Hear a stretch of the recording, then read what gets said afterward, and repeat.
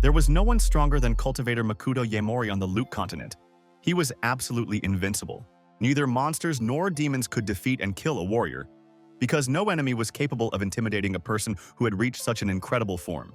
Our hero's sword did not spare anyone who dared to attack him. They all fell after the first blow. This was his way of showing who was in charge here. Another brutal and grueling battle ended in victory, and our hero noted that everything went smoothly as always. During his life, there were hundreds, if not thousands of such battles. He managed to destroy the Demon Lord's army. The threat hanging over the world disappeared, and Yaemori's companion congratulated him on his victory, noting that it was time to move on to the next stage. Our hero received the betrayal of his friends instead of a reward for completing the Dark Age. These were swords and spears in the back from those he trusted the most. Makoto Yaemori was a victim of his own gullibility. He didn't even know that his friends were capable of such treacherous treachery. It was difficult for him to speak, but the right words came out of his mouth, and they did not bode well for his enemies. The hero spoke slowly. He asked why they did this, not even expecting to get an answer from these bastards, because it was unnecessary now. He straightened up abruptly and shouted that he would definitely take revenge, that none of the traitors would get mercy. Let them remember this. And at the same time, his body began to disappear into thin air. In the next instant, strange voices began calling out Yaemori's name in alarm, and someone informed the teacher that the young man had woken up. The pretty girl waved her hand, checking whether the hero sees and hears normally. She wanted to make sure that the guy is able to see and hear.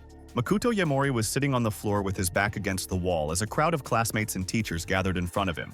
The warrior's last thought was that he would drag the traitors with him to hell, but the surroundings didn't look like hell at all. Someone said that the young master couldn't possibly be such a weakling, to which another disciple pointed out that Yaemori had already been kicked out of the clan and shouldn't be called master anymore. One of the students turned to a guy named Kitamo, remarking that you shouldn't waste time on this garbage, especially now. It's better to continue the test. A new record is just around the corner. The young man grinned. There were already quite a few records on his account, so another one was just a matter of time. There was an announcement about the beginning of the physical abilities test. Suddenly, streams of glow swirled around our hero. Memories of the guy whose body he had possessed returned to him. Makoto Yaemori realized that now he was not on the Luke continent, but in a completely different world. The hero was reborn in a human body. Its previous owner was an aristocrat, but terribly weak, so the family turned against him, and classmates mercilessly bullied.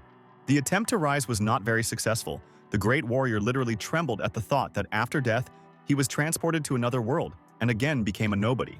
But the worst part was that the people here didn't even know about the existence of the cultivation art and how it worked. There was no way to use the spiritual chi energy that the people of the Luca continent received from the environment. It gave strength and supernatural abilities. Yaemori tried to feel the chi again, this time more successfully. But the energy was weak, but better than nothing. The warrior knew how to fix it and what to do. Cultivation teaches you to accumulate the maximum amount of ki energy, and then even this weak body can be made invincible. After assessing the possibilities, the hero realized that he was now at the first level of cultivation, whereas in the previous world, he was at the 11th. After regaining his lost power, he would be able to return to the continent, which was going to be the main task for Makoto Yaemori in the near future. He was desperate for revenge. The young man sighed heavily. It was unpleasant to be at the very beginning again. The thought of having to start from scratch was not at all pleasant. He decided to take a physical potential test together with other students to determine the capabilities of the new body and understand what to work on first. The young man came closer, and one of the students asked in surprise why he even decided to participate in the test in such a state. It's crazy. Makoto Yaemori ignored the question and only asked his mentor what the next test was. When he heard that the 100-meter run, the guy said that he would also run. The teacher announced that it was now the turn to take the Kitamo test, the record holder for running not only in the school, but also in the entire region. The young man, hearing who wanted to compete with him, burst out laughing. He doubted that our hero would be able to make at least some competition and continued to mock and brag. Makoto was only at the first stage of cultivation right now, and even for a moment he wondered if he should enter into this confrontation. But he also knew that a cultivator's physical potential was beyond the reach of ordinary people like Kitamo. The long-haired guy explained that Yaemori would be Kitamo Hayashi's only opponent, because the other test participants simply refused to participate. The coach gave the command to take places on the treadmills, and in a few seconds the command to start should sound. The opponent took a stance and prepared to run at the limit of his abilities. He was eager to set a new record, but our hero was in no hurry to take the right pose. Hayashi concentrated. He was completely confident in his physical abilities and was clearly going to rub his opponent's nose. A gunshot rang out, signaling the start of the race, and it was surprisingly loud for Makoto Yaemori. Kitamo leapt forward at full speed and raced towards his goal, a new school record. Much to his surprise, his opponent still hadn't moved, prompting another round of ridicule. In fact, the hero deliberately gave Hayashi a head start of 3 seconds and only then was going to start running. According to his calculations, this was the best strategy. After counting down the required amount of time, the guy also started, instantly covering a huge distance. His speed was simply incredible. The students and teachers simply froze with their mouths hanging open. No one expected this from the loser Makoto Yaemori. However, such a reaction was not something new for our hero. After all, he was once the first cultivator in the entire Luke continent. It was time to show the people of this world that the limits of the human body's capabilities were almost unlimited. The young man was rushing forward at top speed. He stopped right in front of the red ribbon finish line. The opponent was left far behind, and this was exactly what the confrontation between an ordinary person and a cultivator looked like. When the finish line was only a few meters away, Hayashi was surprised to realize that today he wasn't the first. It didn't take him more than a few seconds to catch up with Yaemori. The difference between them was about the same as between a modern human and his Stone Age ancestors. All that remained was to end this farce and clearly show who was who in this still alien and strange world.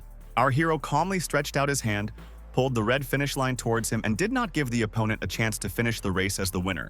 It was just incredible, as Makoto Yaemori set a new record, beating Hayashi by more than 6 seconds. The young man slammed his fist down on the path in utter disbelief. He just couldn't accept that this was actually happening. The cultivator himself did not feel satisfied. His strength was far from what it was before, and his body was too weak, but it was still a victory.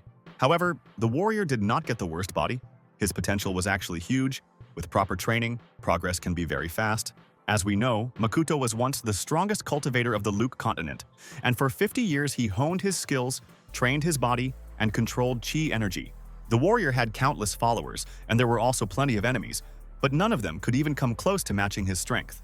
Cultivation masters, ferocious monsters, and devious demons had fallen at his feet, none of them able to challenge Yaemori openly. And now, he felt an opportunity to ascend again. The great cultivator realized that in the future, he would once again rise to the very top and look down on all those who had not come close to his level. This time, he will remember that even a friend can betray, and will not let the wolves in sheep's clothing get too close. Almost immediately after finishing the test, the young man went to the toilet to wash up, where he got a good look at his new face and body in the mirror for the first time. Makoto Yaemori decided that it was possible to increase one's chi level with pills, but they were incredibly expensive, and it would take millions to reach the 11th stage. But the guy whose body it possessed had absolutely no money.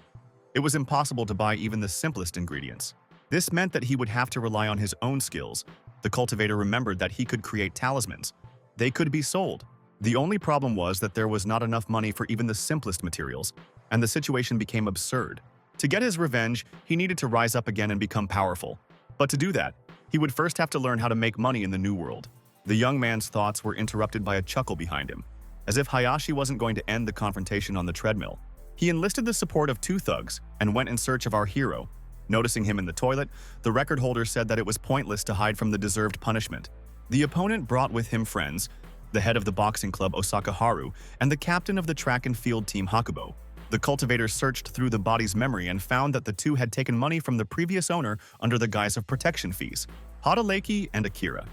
Leiki also went to the bathroom. They were the ones behind the whole murky scheme of extorting weak students. Hakubo said that Makoto Yaemori was a bit strange today and asked his friend to sort it out, but the boxer just rolled his eyes, noticing that he would deal with such garbage in a second. After shouting confidently that 1 punch would be enough, the blonde swung and charged. For some reason, everyone at that moment felt that his movements were too slow, perhaps because Makoto Yaemori dodged in an instant. And not only did he dodge, but he immediately launched a counterattack and delivered a blow of such force that no one could have expected from him. Blood spurted out like a fountain. Boxer's eyes rolled back in his head, and his body arched in a way that had never happened before in these walls. Makoto froze in a theatrical pose, watching out of the corner of his eye as the enemy flew away to the opposite end of the room, toward the wall. Our hero was well aware that it was impossible to stop there.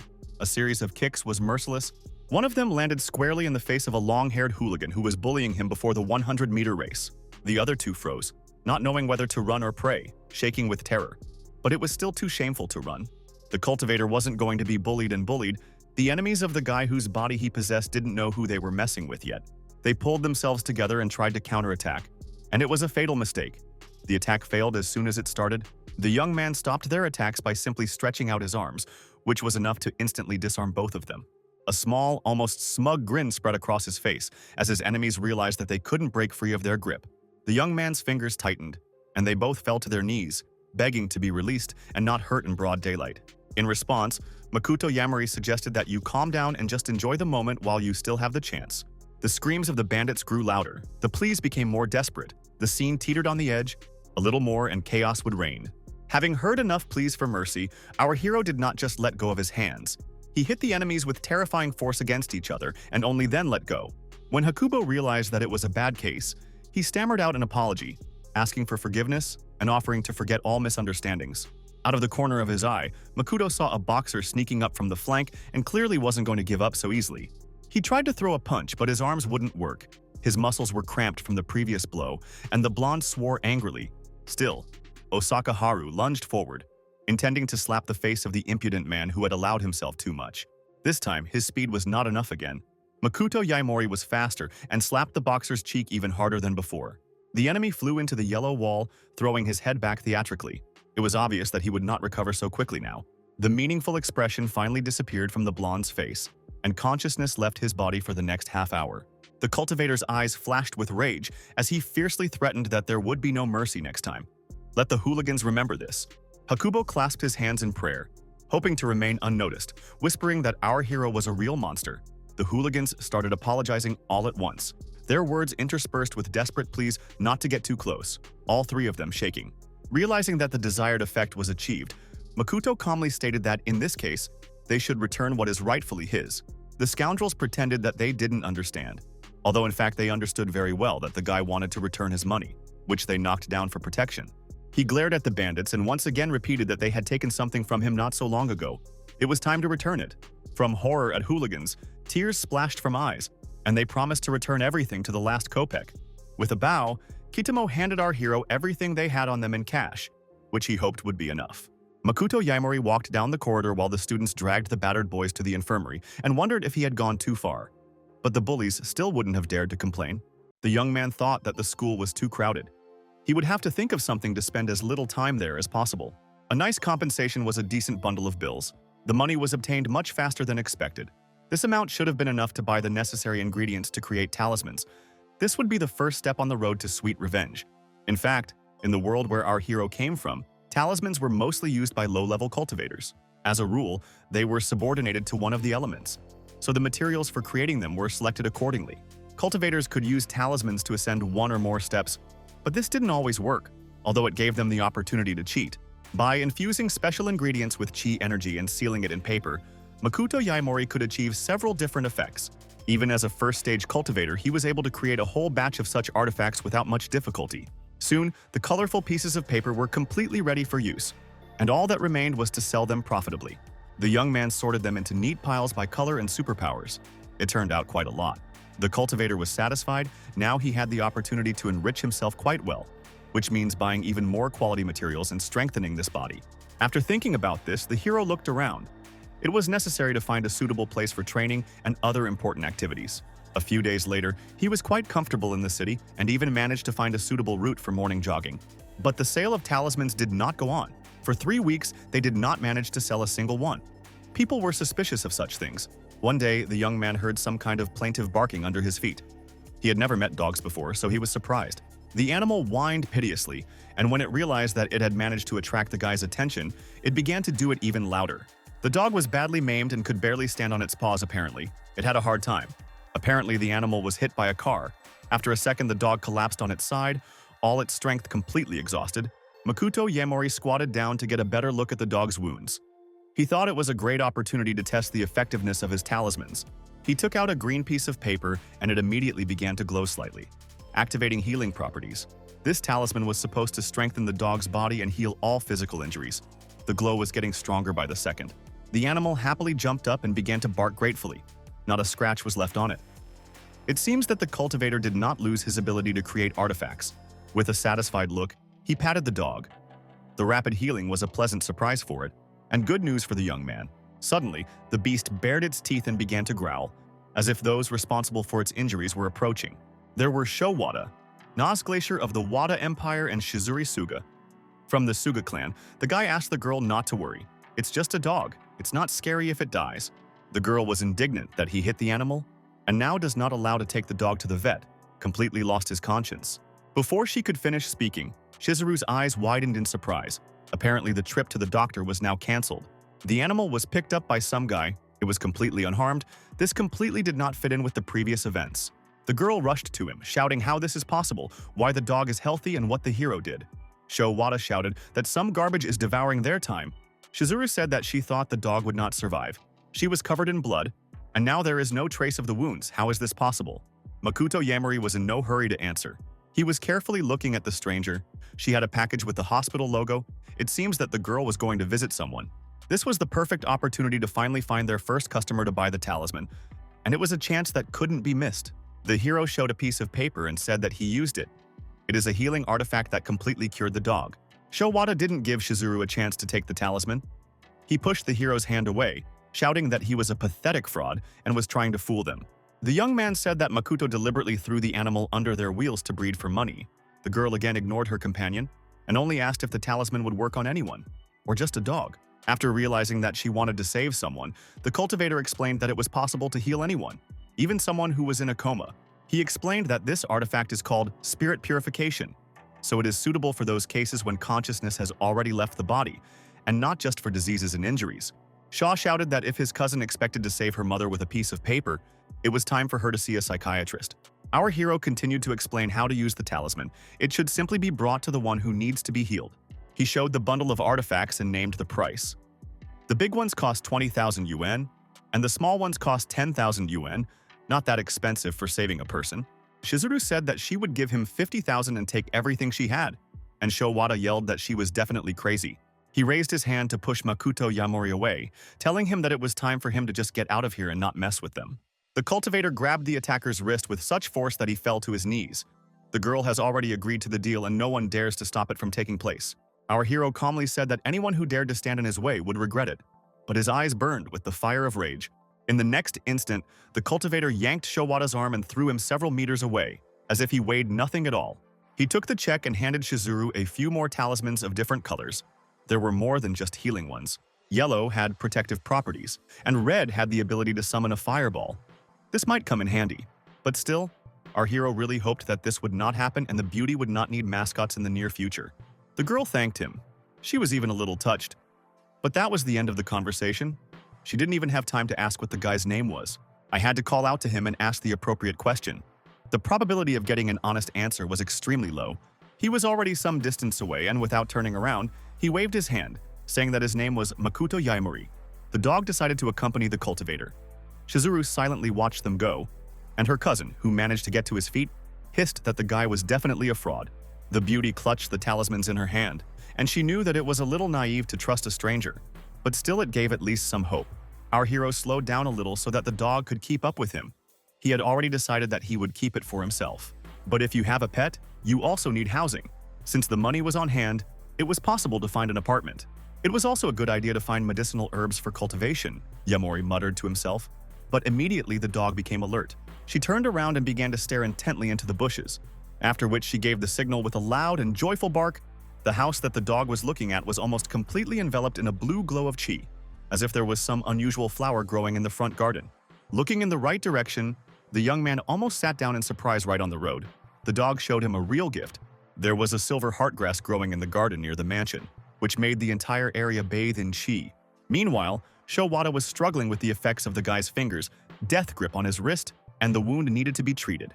The nurse humbly performed her duties as she listened to a torrent of abuse directed at the charlatan who had deceived Shizuru and injured the young master. The guy shouted that the fraudster was just awful, and if he got in his way again, he would get what he deserved. Shizuru's father, a member of the Neikai City Council named Suga Kenchi, chuckled at the scene. He reproached his daughter for the fact that her cousin nobly agreed to accompany her, and in gratitude received an injury. The girl shames the family with her behavior. The man accused the girl of trusting a fraudster and now trying to turn her family into a laughingstock, using questionable talismans of a charlatan. The nurses were already whispering that the counselor's daughter was not very bright and had dumped tens of thousands for useless pieces of paper. Rich people are so easy to deceive. Despite this amount of aggression, Shizuru decided that she should still try using the artifacts. She held the phone up to her mother and decided in a whisper that she really hoped she hadn't trusted a stranger for nothing. Her father started yelling that it was too much. that she should stop playing this circus immediately. But the girl thought that if there was even the slightest chance, she would use it. The counselor was fiercely indignant that a little more and his daughter would begin to believe in some incomprehensible gods. Shizuru indignantly exclaimed that she was trying to do something, but he himself was in no hurry to take any action. The beauty asked how many times he visited her mother. If the fact that she was ill was discovered earlier and the woman got to the hospital in time, the trouble would not have happened. The daughter asked if Shugakenshi could say with confidence that he did everything possible to save his wife. The question caught him off guard. The girl sadly remarked that if his mother was gone, he would not be too upset and just continue to have fun with other women. Her father swung to slap her for being so disrespectful and rude, and he was literally out of control. Still, sanity prevailed, or the protective charm worked. And the advisor suddenly realized quite clearly that Shizuru was right, and his hand froze in midair. Then, the man simply made a fist and put it in his pocket, noting that no one dares to be so bold. But he understands that the girl is beside herself with grief. With the words that it was time to end all this, the beauty's father turned in the direction of the exit from the ward.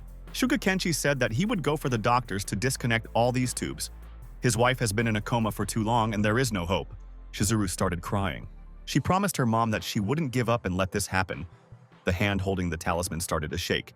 The girl pressed her mother's hand and the talisman to her face, continuing to repeat something affectionate and encouraging. Suddenly, she heard a faint voice, but she couldn't believe it wasn't a hallucination or a trick of her hearing. The father, who had not yet left the door, looked back. He also recognized the voice of his wife, and now could not understand how this was possible. Yokosuga looked affectionately at Shizuru and gently asked why her daughter had lost so much weight. The girl screamed in surprise, and Shugakenshi ran to the corridor to immediately call the doctors. A miracle happened. It's hard to believe, but the man was incredibly happy, almost happy. He shouted loudly that his wife woke up. The doctor and nurse both stared, thinking he was joking. Then the doctor cautiously asked if it was true. He ran into the room with an order to immediately send the woman for examination, to make sure that the patient does not get worse. The doctor cautiously promised the counselor that if everything went according to plan, in a year and a half, Yoko-S could return to a full life. Shizuru couldn't believe that the talisman actually worked. Maybe it was just a happy coincidence. But when the second piece of paper began to shine and slowly disappear into thin air, the girl realized that the artifacts were the reason for her mother's healing. The entire staff, my father, and my cousin all exclaimed in unison that this couldn't be happening. But they had seen everything that had happened with their own eyes. The doctor ordered to contact Professor Suzuki from the award committee, and Showada rubbed his eyes in confusion. Shizuru's cousin suddenly realized that the stranger he was accusing of cheating was a real celestial. Mother and daughter hugged each other. The woman apologized for making everyone so worried about her, and both were crying. Finally, the beauty wiped away her tears, and she held the rest of the talismans tightly in her hand, thinking that if she ever met Makoto Yamori again, she would thank him for everything. Meanwhile, our hero with his modest belongings and a dog stood on the threshold of the house in which they were to settle. The move was over, and now it was time to train and prepare for revenge. The first step towards returning to the Luke continent was done. Those who betrayed him will pay for it, no matter what it costs a cultivator. Such things are never forgiven by anyone. As he thought of his enemies, the young man became more and more aware of the massacre and what he would say to each of them before they died. But first, you need to go back to the 11th stage of cultivation. It will require a lot of work with spiritual chi and appropriate materials. He promised himself that he would work as hard as he could to make sure that the time of reckoning for his betrayal came as quickly as possible. By the evening, the guy clearly realized that the amount of chi in this world is very scarce. At this rate, it will take him hundreds of years to achieve the goal. And the body is mortal. He lay in bed and thought that self-cultivation would quickly come to a standstill if he didn't do something. He needed to find a place or an item that was overflowing with chi. At first, it seemed that spiritual springs or rare artifacts would do, but there is a possibility that you can use something else as well. For example, the same flower that the dog helped him find, now a silver charm grew in the new house. Unlike medicinal herbs that strengthen the body, such spiritual materials can strengthen the very essence of a person, his inner strength, and raise the level of cultivation. Our hero looked at the flower and decided that if he created Juki pills from the plant, he could immediately ascend to the second stage. But if you fail, there will be no problems. You need to be extremely careful. The dog began to bark, as if confirming this idea. You never know when trouble will come, so you need to train at every opportunity. With this thought in mind, our hero left the house the next day. He tried to sell his talismans again, but no one was interested. The ingredients for Juki were expensive, so he had to come up with something. Suddenly, the guy noticed suspicious people walking towards him, but he didn't show it. It seems that someone's attention was still attracted. Makoto Yaemori seems to have found the problem on his own. although he would have liked something more pleasant while the strangers kept their distance. They had been following the cultivator since the third day of his attempts to sell artifacts, but they didn't get any closer. There were more of them today, so they decided to move on to action. The guy decided to take a closer look at the enemies and began to collect talismans from the ground in a bag. At this moment, a pleasant voice called out to him. A pretty girl in a pink sweatshirt addressed the guy by name. It seems that she was familiar with the previous owner of this body and did not expect to see him here. It was a classmate who said that she hadn't expected to see Yamori here and asked why he hadn't been on campus for so long. The hero did not have time to answer. The beauty continued to reflect that he was kicked out of the clan, and therefore the young man does not have time and opportunity to continue his studies. The cultivator searched through his memories and came to the conclusion that this was the girl who had constantly stood up for the previous owner of this body. Meanwhile, the classmate had already started rummaging in her purse, saying that she would give him some money if she would just let him go back to school. Without waiting for her to pass him the bills, the guy turned around and walked to the side, saying that he was busy right now. There were urgent matters. At first, the girl tried to call out to him, but then fell silent, realizing that this behavior was clearly caused by some problems. Makoto Yaemori is in trouble. He walked forward on the street, counting the number of possible opponents. 7 enemies were on the left and 3 on the right. The guy decided that he would easily finish off everyone, but not here. He began to run, and the pursuers rushed after him. They were armed. Someone gave the order to take him, and several more bandits followed the young man into the alley. There was a dead end ahead. There was nowhere else to run, and the cultivator stopped, wondering how much time he had. The bandits were already there, and although our hero did not look back, he could hear their footsteps and voices quite clearly. He said slowly, almost syllable by syllable, that now was the time to attack. Let them all do it together, at the same time. This greatly amused the enemies. There were many of them. A bald guy was standing in front and twirling a sharp disc on his finger. Then the bandit began to knead his knuckles, as if hinting that he was going to use his fists. But he noticed that he didn't have to run for long. Makoto Yaemori asked why they were following him, and why they had been following him for the past few days, interfering with his business. The hero asked who was keeping them on a leash and got the answer that he was an impudent man, crossed the road to a large conglomerate and traded as if nothing had happened. It is not clear why the young lady of the Amatani clan liked such garbage, but in the next life he will definitely not be so lucky. The cultivator remembered that the previous owner of the body was engaged to Amatani Setsu. But something went wrong. The betrothal was broken off as soon as he was expelled from his clan. Is this really a reason for persecution? It doesn't look like much. It's already too much. Makoto Yaemori decided that it was possible to make guesses endlessly, but it was much easier to force out the answers he needed. Meanwhile, a classmate was watching what was happening. She was surprised to realize that the Yakuza were trying to kill Yaemori, but she couldn't know what he was doing to annoy them. No matter what he did to annoy them, the guy couldn't defeat heavily armed bandits with such a weak body. The girl decided that it was urgent to call the police and immediately took out her phone from her purse, dialing the desired number. Before she could make the call, one of the Yakuza came up from behind her and noticed that the lost kitten didn't belong here.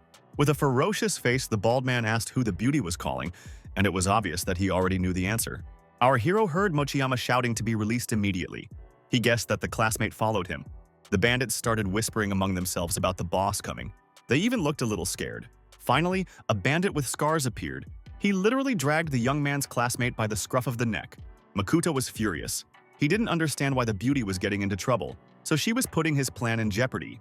He stood there and said nothing, while the boss said that he was a real ladies' man. First Miss Setsu was seduced, and now another beauty. Apparently, such jokes gave the man great pleasure, as well as the fright of his young victim, trying to free himself. It turned out that the girl was not worried about herself. She screamed shrilly that Yaemori should run away. The bandits are armed. The girl said that they would not dare to offend her, since she was the daughter of the Keijo Mochiyama clan, which surprised the Yakuza. But not too much, the boss thought for a moment and laughed, saying that if they buried her right here, no one would notice. He added that there would be no witnesses left anyway, and it was clear from the bandit's face that this was not a joke at all. The big man took out a dagger and prepared to kill Mochiyama, but the girl asked him not to. In response, the bald man remarked that it was her own fault that she was stupid enough to get involved in such a mess. Another second and the fatal blow would have been delivered. The cultivator charged with all his might, aiming his fist at the bandit. One blow was enough to send the knife flying out of the man's hand, and from the look of his fingers, it looked like they were broken. After completing the jump, our hero said that he really was going to not shine for a while and lie low. He then placed his hand on the bandit boss' face and added that he only changed his mind because it wasn't his style to stay in the shadows for long. With that, Makoto Yaemori made a spinning motion and slammed the bandit's head into the wall. The impact had left a huge dent in the surface, but it was strange that the skull hadn't split in two. Mochiyama stared in horror at what was happening, unable to believe that it was really her classmate who was a loser. The boss put his hand to his face, and the other Yakuza froze in place, unable to react properly. Our hero frowned and sternly remarked that he would ask only once who sent them. Let them answer, or they would die. The police were not so far away from the scene, and the regional inspector was informed that the Scar Gang was active again. The man grabbed a walkie-talkie and began to clarify the details. Most of all, he was interested in when and where the Yakuza were seen. The dispatcher reported that about 30 people are moving towards East Street. It seems that a child, a schoolgirl, is being held hostage. The inspector urgently requested reinforcements from the headquarters, but asked not to report to the chief of aboutage. He abruptly turned the car around. The man gave an order to the reinforcements not to stick out ahead of time. When it comes to bad guys, you need to calculate every step. There was no response, and the police officer began to clarify whether the dispatcher had passed on his order to his subordinates. The walkie-talkie was silent for a while, then there were strange exclamations of surprise, and the answer that there was no need for this anymore. The attendant reported that some guy had dealt with the bandits because the police now have nothing to do there. This was indeed the case. Makoto Yaimori was standing in front of a classmate with the Yakuza he had beaten lying around. Only the boss remained conscious, our hero holding him directly by the bald skull, like a toy that could not stand on its own. The man asked if this was the same brat from the Yaimori clan, if the scars could lose to him so easily. The young man asked where the Yakuza got the information about him, from the Amateri clan, or from the Yaimori clan, his eyes burning with anger. There was no answer, so the cultivator said that he would give the man 3 seconds to think, and then he would not vouch for himself. The Scar boss started asking for a little more time.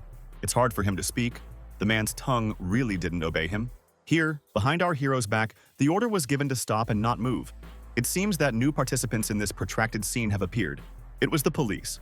The inspector of the region ran forward and asked the guy to stop and not kill anyone, not to lower himself to the level of bandits. Makoto Yaimori looked around. He didn't believe that the appearance of the police was just a coincidence.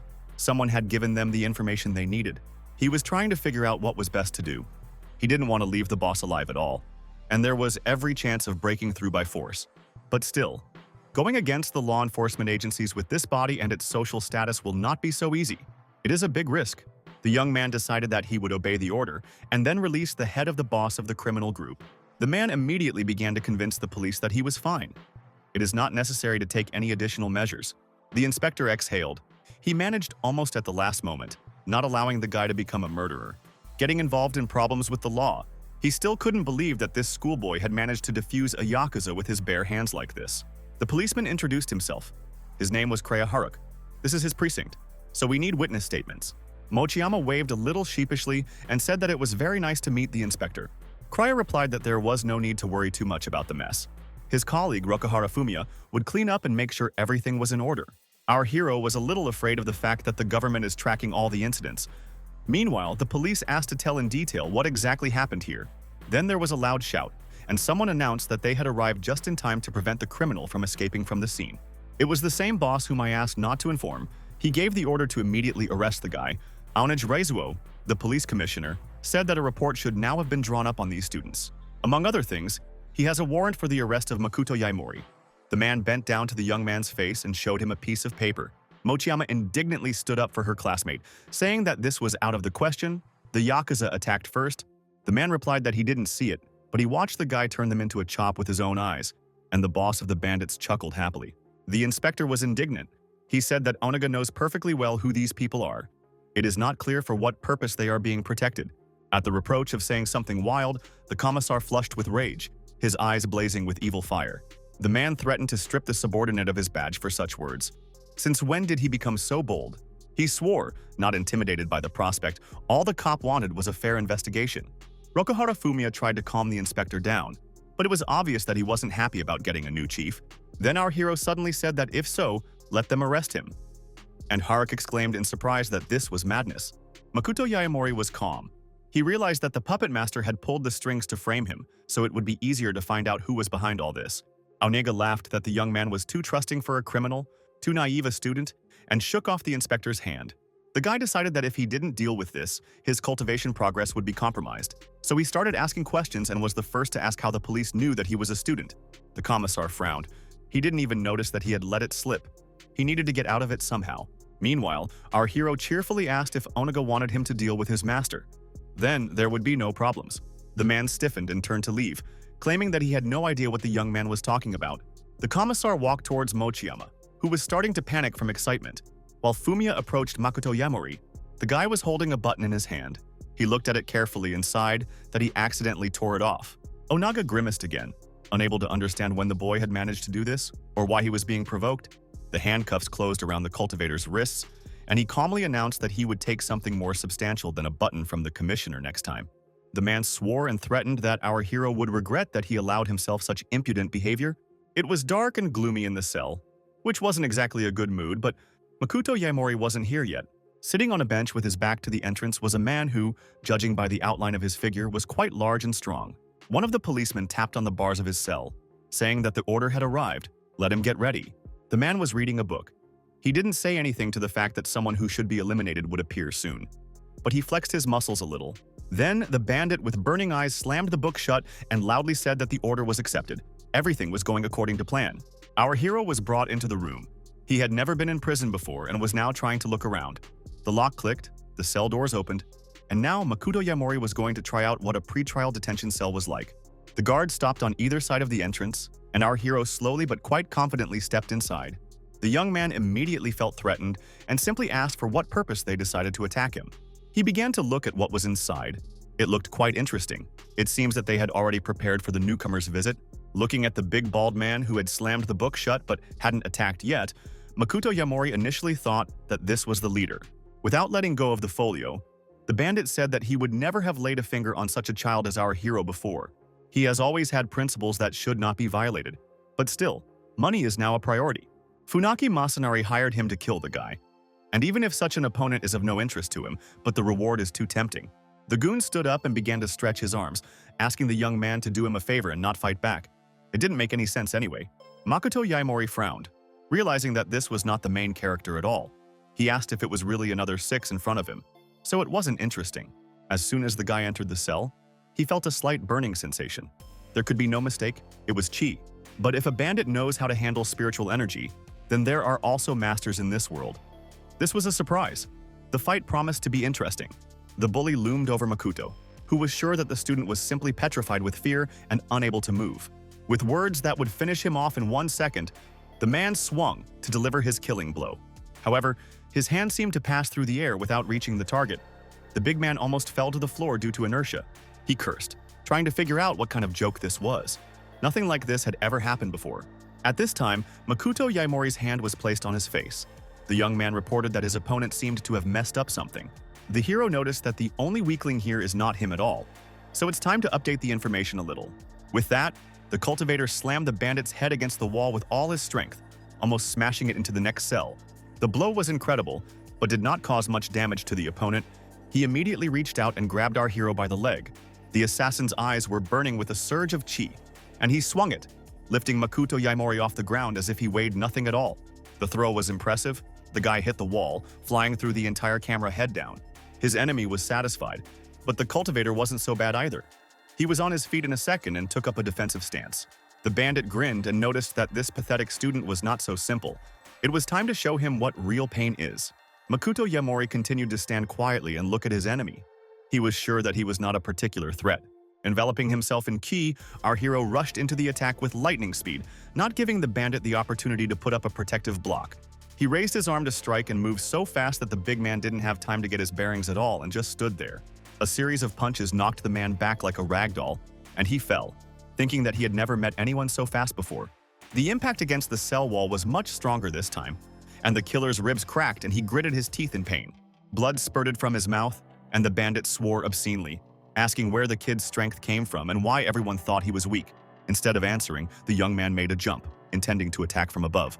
This frightened his opponent, who even tried to press himself to the floor. But the big man was ready for this attack, so he put out his hands to parry the blow and not take as much damage as last time. Unfortunately, or maybe fortunately, it didn't help. The cultivator kicked it so hard that it didn't matter if it was blocked or not. The dust hadn't settled yet, but the guy had already landed on his feet and was peering ahead to see what condition his opponent was in. He was crippled, but alive and very angry, not stopping swearing dirty. The bully still tried to get up. This was done quite quickly and without any problems. The man immediately made an attack. Rage literally overwhelmed him. However, the speed was too slow. Our hero just watched as the big man's fist approached his face and waited for the right moment. He dodged with lightning speed and counterattacked his fist into the enemy's solar plexus. It was a very powerful blow. Blood and curses poured out of the bandit's mouth, and it seemed that Makoto Yaemori wasn't lying when he called him a weakling, at least in comparison. The man collapsed to the floor, smashing through part of the wall. Rocks flying into the air like a bomb had gone off. Clutching his torso, the killer tried to stand up, but he couldn't, and all he had to do was continue swearing. When the man managed to get to his feet, he could hardly see anything. His head was spinning and everything around him was blurry. But the enemy was already there. The young man launched another attack, but he remained completely calm, his only goal being to get more information out.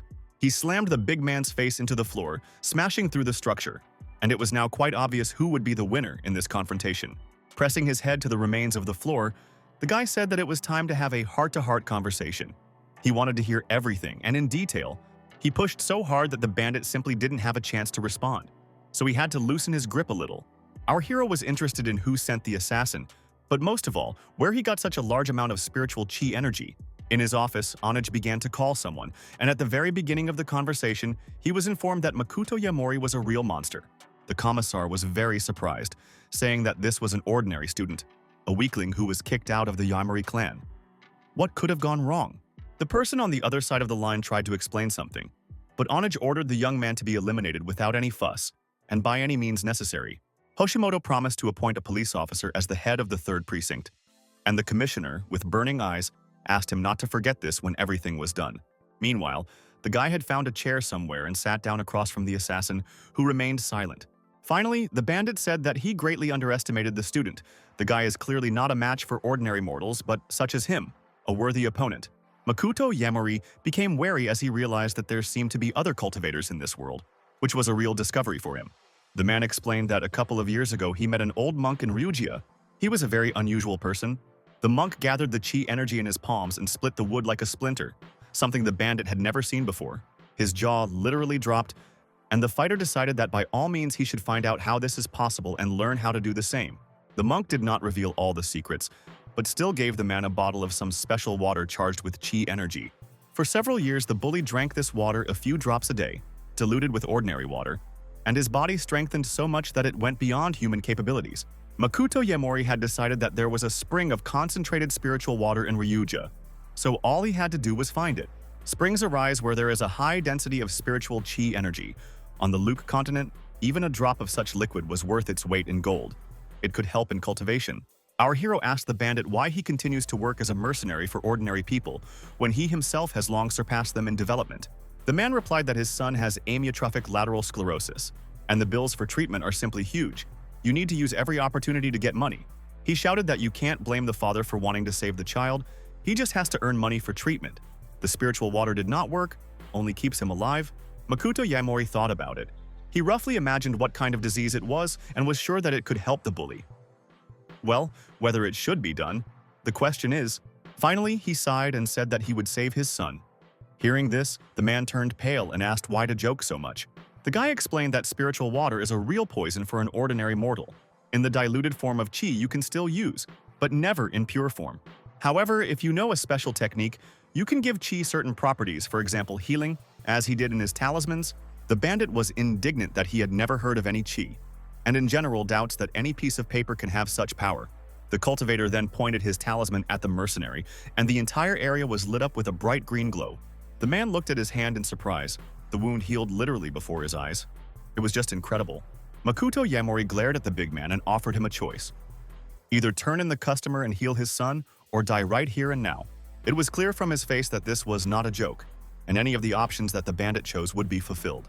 The man sighed and replied that he knew that this person was not a student, and in general, not an ordinary person. He said that he was contacted by Hoshimoto Kusei, but whether he is the main customer is not clear. Everyone called him Mr. Kusei, and right now, the young man was surprised to tell someone that Onage wasn't nearly as good, afraid of some small thing from Yaemori. Club owner Kausen ended the conversation and offered to pick up where they left off with a smile. Still beaming, Kusei asked what kind of meat the guest wanted to eat now, or if she wanted a drink. In front of him sat a chained brunette with her mouth taped shut, her eyes expressing outright horror. The girl was crying. The man laughed that the bad girl had completely forgotten about the rules of etiquette. It was indecent to refuse a treat. He smiled and held up a finger, noticing that he needed a moment to think about how to get out of this situation. Suddenly, Kaosain jumped up to the beauty and in one movement tore the tape from her mouth. He did it very sharply and rudely. The bastard took a pair of forceps and asked her which tooth he should pull out next, so that the girl would learn her lesson. Without waiting for an answer, he immediately got down to business. The unfortunate brunette had about half a tooth row left in her mouth. As he finished the torture and was drying his hands on a towel, an attendant came in and reported that Mr. Sumo had called for Yamori's account. The master replied that there was no need to worry about it. He had already sent a person from Ryugia on a mission, and he was going to stop by the station himself. With a kind of indescribable pleasure, Kusei announced that Makoto Yaimori was already dead anyway. The scoundrel was wrong. Our hero was the most alive of all the living. Just at this moment, his cellmate was thanking him for the talisman. The would-be assassin gave the guy a cross with concentrated spiritual liquid. It was a generous gift. He looked at the capsule. If you water the grass, it will instantly ripen, and you can prepare chi-gathering pills to ascend to the second stage of cultivation. Makoto sincerely thanked the thug for helping him out a lot, then hid the treasure in his inner pocket. The goon was not too enthusiastic. He warned the young man that now Hoshimoto would come for him. He added with disgust that those Kusei had his eye on didn't live long, so he should be careful. Makoto Yaimori said that he would try to protect the man if necessary, and let him not worry about him.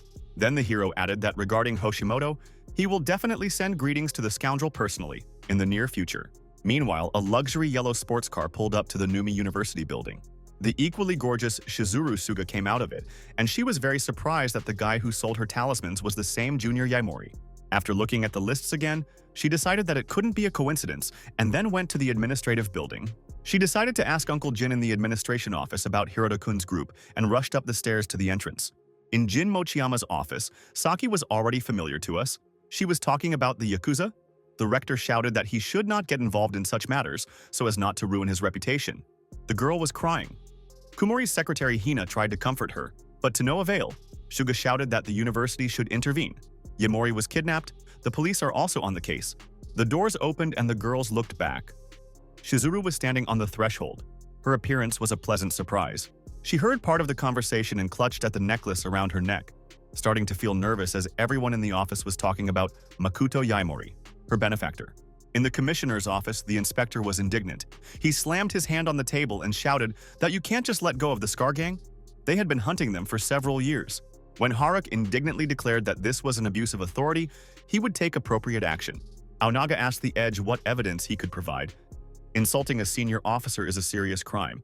The guy was not intimidated by this statement. He leaned over to the boss and said that he knew what kind of things he was doing behind everyone's back. The man grimaced viciously and offered to voice it, and the inspector ground his teeth in disgust, knowing that this would be a mistake. Just then, the office doors burst open and two girls rushed in, shouting for Onaga to let go of Makoto Yaimori immediately. The duty officer apologized, saying that he could not restrain them, which caused a wave of anger in his address from the commissioner. The man took a cigarette and began to wonder who they were. The kids should not have had any connections, so the visitors are not too influential. Onaga lit a cigarette and said that their friend was suspected of robbery and assault, and the police couldn't just let him go. Krya shouted that this was complete nonsense. Since when did Makoto face such charges? The man said that he was the head of the department and therefore was not obliged to disclose such information.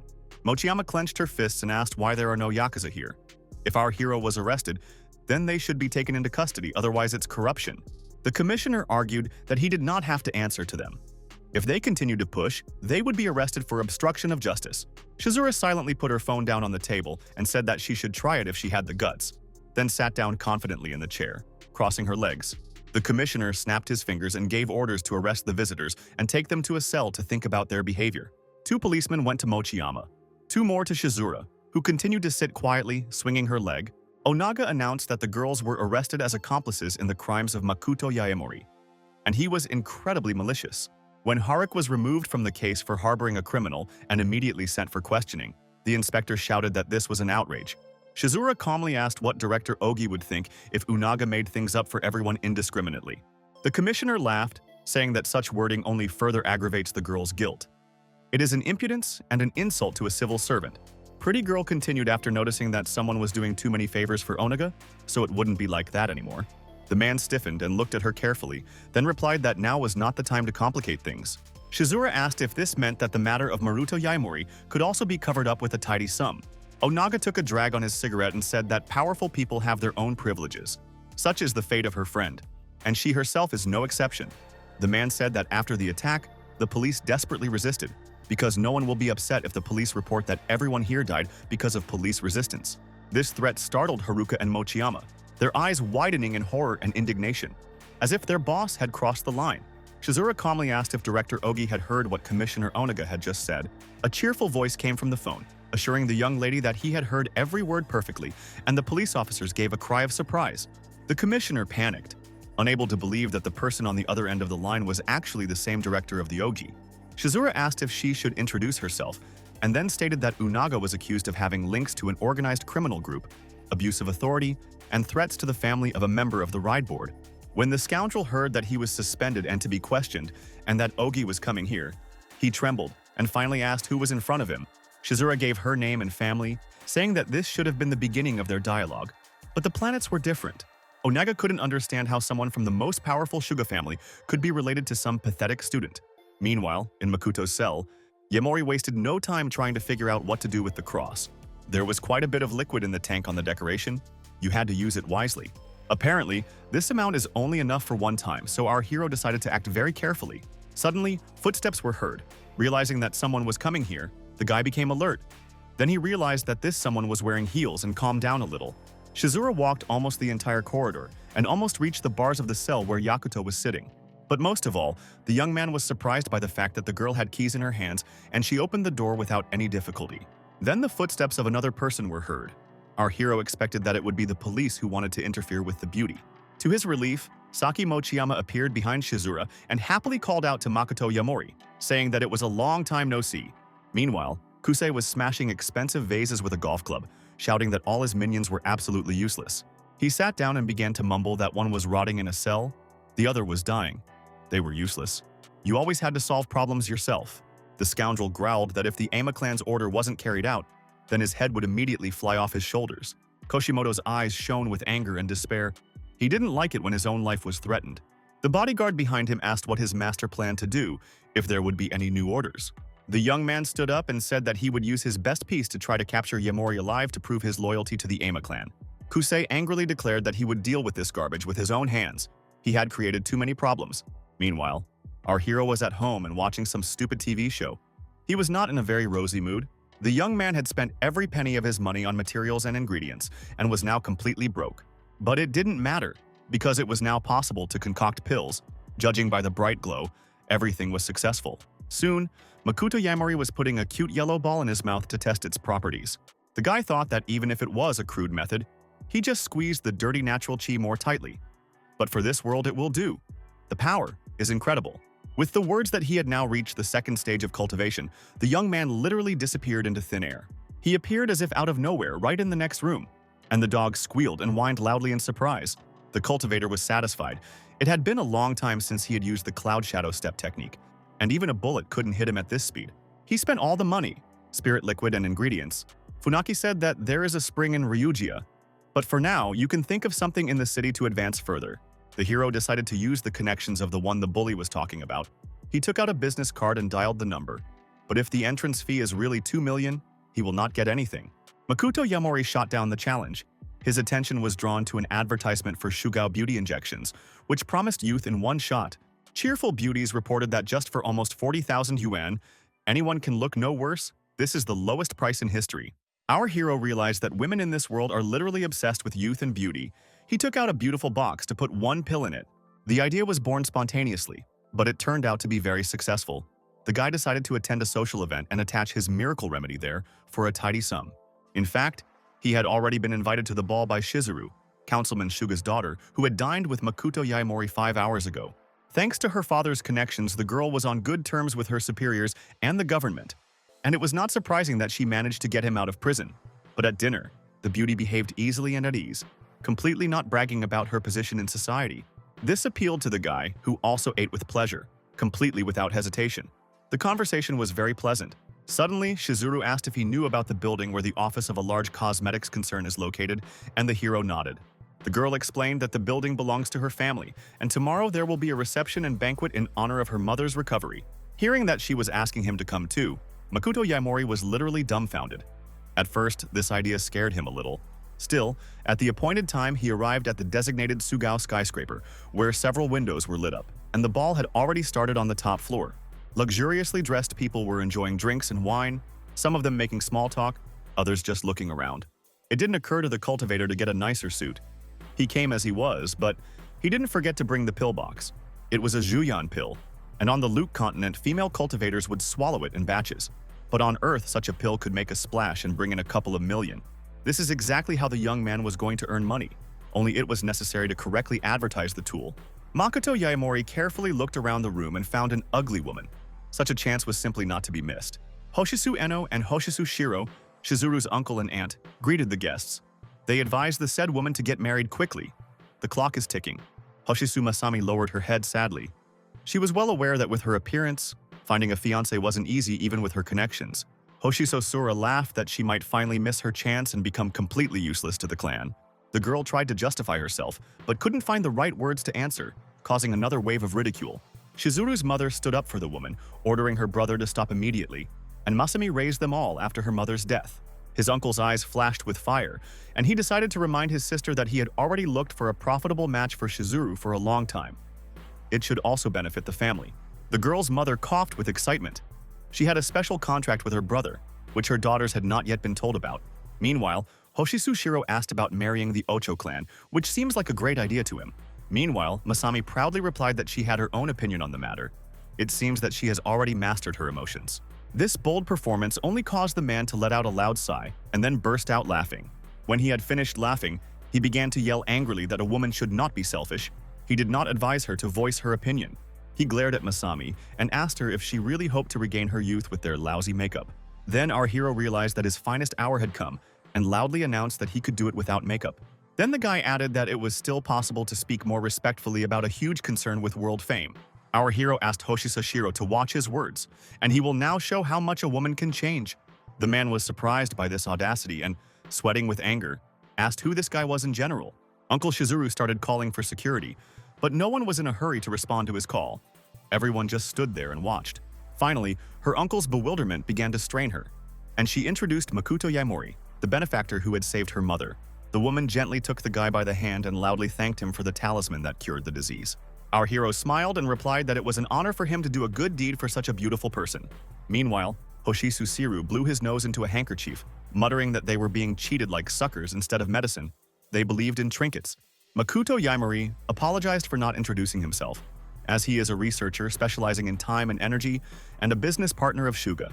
This information surprised Shizuru a little, as she tried to figure out what kind of game the young man was playing. The uncle asked what nonsense, what business the guy might have in their circle, to which the hero replied that now they are discussing the effect of cosmetics on the appearance of women. He showed the box and said that right now he was ready to demonstrate how easily you can return youth and beauty. There was a mocking exclamation from behind that the trick was going to be even more interesting this time. Makoto Yaemori asked Masami to extend her hand, and Masami looked at him quizzically and quietly asked why she was the one. The guy replied that only she was here worthy of taking the remedy from this box. It is miraculous. With these words, the hero opened the box. The glow from it was reflected in the eyes of the stunned woman. Yaemori explained that this is the Juyan pill and it is a true source of youth and beauty. Hoshisu Shiro shouted that it was time to stop listening to this nonsense. There was no doubt poison in the box. Masami hesitantly clarified if it was definitely not poison, and she could take this pill without fear of consequences. Shizuru said with a smile that Makoto was completely trustworthy, and if her aunt didn't want to, she could take the medicine herself. The girl's mother supported her and said that she also agreed to take a pill to support her daughter and sister. Everyone around them was laughing and talking skeptically about the fact that there are no elixirs of youth in the world. This is a stupid diluent. Our hero went up to Masami and asked her in her ear if she really didn't want to be young and beautiful again, as before. She remembered all the mockery about appearances, which had become unbearable in recent years. The woman frowned and whispered that the guy was right. She really wanted to return to her former beauty and lightness. Aunt Shizuru squeezed her eyes shut and brought the pill to her lips. It was obvious that she was very, very scared. The surrounding people froze in horror. No one could believe that Masami actually dared to swallow something from the hands of a stranger. The woman stood and looked at her hands. Nothing happened. Everyone around whispered that this was really a divorce. Hoshisu Shiro laughed and exclaimed that he was right when he said it was a hoax. You can't trust a quack researcher. Suddenly, a bright yellow glow began to envelop Masami, and her eyes and hair gradually began to change. A second later, the woman was beautiful and young again. as if the last 15 years of her life had never happened. Instantly, one of the attendants brought a mirror and invited the heroine to look at herself. The woman gasped. She was young and beautiful again. Everyone who was skeptical of the pill experienced a real shock. No one would have dared to think that Masami was once such a beauty and could become one again. Immediately, a woman flew up to our hero and asked how much the pill cost. She also needed it. Makoto replied that the price was 400,000, but he only had 10 pieces with him. Then the woman offered 60,000, but those who wanted to buy the product for 1 million and even 1.5 million yuan already ran to the young man. Uncle Shizuru couldn't believe his eyes. The people around him were literally going crazy over some kind of pill. Makoto Yaemori held up his hand with the pills and shouted that the real secret to good purification was that if the researchers came up with a method, it would bring down the entire market. Hoshisu Shiro said that he needed to get the distribution rights to the product, and his companion gasped that then the cosmetics company would go down. The man said that if it was profitable to marry off Shizuru and get hold of Ocho's money, they would be able to make a fortune from these pills.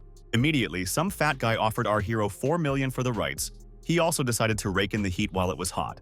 Behind his back, the bespectacled man said that the Rinka Group was offering $20 million for the same thing, and it looked like the banquet was turning into an auction. Then the uncle stepped forward and ordered everyone to calm down. Lord Makoto Yaemori is a guest of his niece and wants to rest. Then, with a smile, he turned to the young man and invited him to sit down at his table. Then the man quietly added that his firm was offering $30 million and offered to divide the rights by 30 and 70%.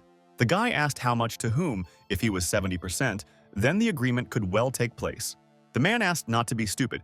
Yaemori will get 30%, but with the connections of his clan, they will be able to ascend to the heavens. Then Shizuru intervened in the conversation and asked what kind of connections the Hoshisu clan has, what it carries. Uncle Scared asked the girl to follow the language. They are a family. Let it not interfere with business. His niece pointed out how he had spent $160 million mortgaging his grandmother's company. But had he really thought too much about his family back then? Shiro Hoshisu was sweating profusely, but he still invited Mr. Makoto Yaemori to continue talking about business. Shizuru showed her phone number and said that Ocho's bank was withdrawing its funds. The bank was sending demands, and she could continue the list of claims indefinitely. The girl's mother almost fell out of her chair and shouted that her brother had no right to mortgage their family business.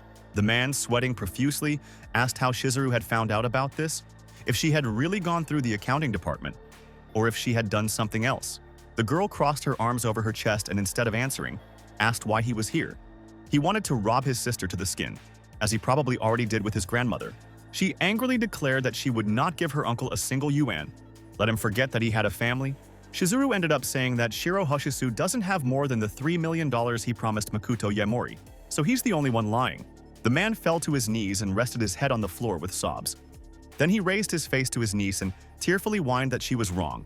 When Shiro didn't get the reaction he expected, he turned to his sister, who also said that she had only transferred the rights to the company to him because his brother had promised to change. He kept begging for help, this time from Masami, who is the only male heir in the Hoshisu family. The woman replied that she could turn a blind eye to his selfishness, but she could not forgive the embezzlement of her mother's property and the loss of the company. She spun around and shoved her brother away, telling him that he needed to sort out his own shit without help. Shiro Hoshisho blinked in shock, unable to believe that both of his sisters had actually given up on him. Then Shizuru came forward and said that she could give her uncle one last chance, let him make the right decision. Either he would go to court for embezzlement and debt and go to jail, or he would sell her the company for 1 yuan, even though he could have saved this sinking ship for nothing. Everyone around them giggled approvingly that the man deserved such an attitude with his stupidity and impudence. Meanwhile, the girl turned to Makoto Yaemori and said with a smile that there are real pros here who are much more pleasant to discuss business with. She suggested that the young man introduce him to the right people, but he did not express much enthusiasm about this. Shizuru added that 40 million would be a fair price, and Omu would have to keep at least 80% of the shares, but he should be careful. These people are vultures. The guy replied that it was true, but in matters relating to business, he fully trusts her opinion. The beauty remained standing with an instructive finger raised. At the end of the banquet, the girl drove Makoto Yaemori home in her yellow car, and she really did her best to thank the hero for saving her mother. She praised the house, and our hero replied that the house was rented, but he was very grateful to her for the compliment, and for the help, and for giving her a lift to the house. The beauty replied that it was not necessary to thank them. They were friends. This word literally touched the young man to the quick, but Shizuru was beaming and held out her hand to him, once again asking if she was right to consider him a friend. They said their goodbyes, and the guy went to the entrance, His girlfriend got into the car, preparing to go back to her place. The cultivator looked up at the moon in the sky and found himself thinking that this kind of life wasn't so bad. He was starting to like the new world. Makoto Yaemori stopped in front of the front door. For some reason, he didn't want to go inside. The hand froze, still not opening it. But after a few seconds, the guy still unlocked the lock and looked inside. The light from the street illuminated part of the carpet. The dog's paws were visible, but for some reason, it did not hurry to meet its owner. Having opened the door completely, our hero noticed with horror that the animal was lying in a pool of blood, and a knife was sticking out of its stomach. Yaemori was mad with anger. The only thought that pulsed in his brain was that it shouldn't be like this. A guy was on the phone telling Mr. Kusei that Makoto had returned home and was accompanied by a woman who appeared to be his mistress. Meanwhile, the young man rushed to the pet in the hope that it could still be saved. The dog could survive. The pool of blood was very large and indicated otherwise, yet the young man took out his weapon and took out a healing talisman. He brought it up to the animal. Streams of green light began to envelop the wounded beast, but Yaemori managed to make it in time. One of the bandits was assigned to capture Shizura. The second one was hiding in the house to attack our hero. He was busy healing the dog and did not pay attention to the fact that an attack was being prepared from above. At least he didn't show any signs of it, but when the dagger almost hit the target, Makoto Yaemori reacted with lightning speed. The blade didn't harm him. A stream of energy swirled around the blade, and the weapon literally tore out of the assassin's hands as if it were alive. The bandit's eyes widened in horror. Not only did he miss the target, but he risked running into his own knife. Grabbing the dog, who was now fine, in his arms, the cultivator kicked out and his opponent began to fall. After the second blow, the man called for backup, but the rest of the mercenaries were confused, not knowing how to capture the guy alive when he did this. Our hero asked the pet to hide somewhere while he dealt with this problem, and assured that everything would be fine. He looked at the unconscious assassin, trying to determine how serious his accomplices might be. Realizing that none of them possessed chi, Makoto Yaemori turned to the enemy and said that he was very much looking forward to their attack. I didn't have to repeat it twice. The bandits rushed to the attack. Someone shouted that the victim can be swept away, but you don't need to kill. The first stab of the knife landed in nowhere. The cultivator easily dodged, and his opponent began to fall. The second one was going to get a face grab followed by a punch to the floor. The numerical advantage didn't really affect the situation. The throw was so strong that the guy's face left a hole in the tile. Pieces of it flew in all directions. Two more bandits froze in fear. They didn't dare approach the monster that the frail and harmless student had turned into. Makoto Yaemori looked at the others and said slowly that the others would go after the first and second ones soon. Another bandit decided to attack with a baton, thinking that the guy was scared and threatened to stall for time. His punch did not reach the target in the same way as the attacks of his colleagues. Our hero just dodged back. He looked completely calm. Therefore, without thinking too much, he made a counterattack. The assassin screamed in pain, his arm taking on a very strange shape. With his other hand, the cultivator grabbed the enemy's neck, not to strangle them, but to lift them off the ground. Now he was dangling helplessly, not reaching the floor with his feet, and our hero loudly asked who wants to be next. He added that he would destroy them all one by one, but if someone is in a hurry to die, then let them come without waiting in line. The leader of the squad gave the order to shoot at the limbs. The bandits did not use firearms immediately, so as not to attract too much attention, but now it was inevitable. Makoto Yaemori didn't wait for the bullets to hit him and rushed forward. The speed was appropriate. The young man said that he was not afraid of guns, so let the bandits get ready to die. But first he would make them tell who the customer was. Kusei made a practiced gesture of picking through the torture instruments neatly laid out on the napkin. Grabbing a scalpel, the scoundrel grinned and said that he expected to see an ordinary girl. And they brought such a beauty. Besides, from such a beautiful family, and all the men in the city dream of getting Shizura as a wife, he was very lucky. Kusei showed the blade to the girl and informed her that her daddy, Kenshi Suga, would obviously pay a lot of money to keep the baby in order. Just then, Hoshimoto's phone rang, and he was distracted by the call because he was waiting for a report on the capture of Makoto Yaemori. The man accepted the call with a satisfied look and asked what was there. He really hoped that the guy was not killed prematurely. In response, they said that his people would not wake up again, and the bastard realized that he was not talking to a subordinate, but to our hero. Then Kusei said that the young man knows how to surprise, but he also has a special surprise prepared for him. He offered to guess who was next to him right now. A hint, her dad is a council member surnamed Suga. Shizuru tried to call for help, and the guy realized that Hoshimoto wasn't bluffing. He really grabbed his girlfriend. He said in an iron tone that he was on his way to Kusei's, that he should let the girl go and not involve innocent people in this matter. In response, the man shouted that the damn brat made him laugh very well, but let him not even dream that Muga will remain intact. He shouted that he would give the young man 40 minutes to drive, and then he would slowly cripple the beauty. In the end, He suggested that Makoto Yamori search for his location by all means, because the right address is not known to many. The phone screen went blank, and our hero looked at him with a completely empty and lifeless gaze. Then he clenched his fingers and crushed the device, muttering that he was already going after Ho Chi Minh City and he would regret what he had done. The bandit, meanwhile, spread his hands and invited the girl to shoot a teaser for their future entertainment video. Suddenly, the doors to the room opened and 2 security guards reported that a fire alarm had gone off in the warehouse. Just before Shizuru's eyes closed, she heard Koisei go to the warehouse to check everything out in person, while the bodyguard stayed behind to guard her. The girl was unconscious for some time. She opened her eyes again because of the noise. The doors were knocked out by someone directly with the body of the guard. The captive tried to see who had come to her rescue, but her position did not allow her to get up properly. Lowering her head back down, Shizuru only whispered Makoto Yamori's name. She was sure it was him. An hour before the events described, the same mercenary from the cell arrived on a motorcycle to deliver a letter of recommendation, but no one opened it for him. Funuki checked the address again. It seemed that everything was correct. Then it is not clear why no one answers. The big man looked at Yamori's house once more. Apparently the guy just hadn't returned yet and couldn't hear the phone. Then he heard someone calling Hoshimoto and telling him that Makoto had returned home with some girl, and that the 6 mercenaries would be a surprise to him. The hooded man was reporting on the situation, describing in detail what they were going to do with our hero. He added that the woman they have already captured and will soon be delivered to the address. The boss cannot worry about anything. The bandit from the cell guessed that murderers were sent to the savior of his son, and even Shizura was kidnapped. When the car with the captive left, the goon did not think for a second what to do. He wanted to help Yamori. The man got on a motorcycle to see where the girl was being taken, and then report the coordinates to the cultivator. It was impossible to recognize him in the helmet, and the bandits did not expect that there might be a tail behind them, so they went straight to the boss. The road was not too long, and soon the kidnappers were already ringing the front doorbell of a nice mansion. When everyone came in, Funaki called Yamori. This time, the guy accepted the call, hearing that his girlfriend was kidnapped by Kusei's people and the big guy followed them. He thanked him. Makoto then asked if the house was located at Haukai 22, and the big guy was very surprised that the hero already knew the location of Hoshimoto. When asked how he knew this, the guy said nothing. He had his own special methods. Yamori looked down. He healed one of the mercenaries and tortured him until he leaked the information. The young man asked Funaki for a favor. Let him take care of the girl while Makoto drove here and personally sent Kausei to hell.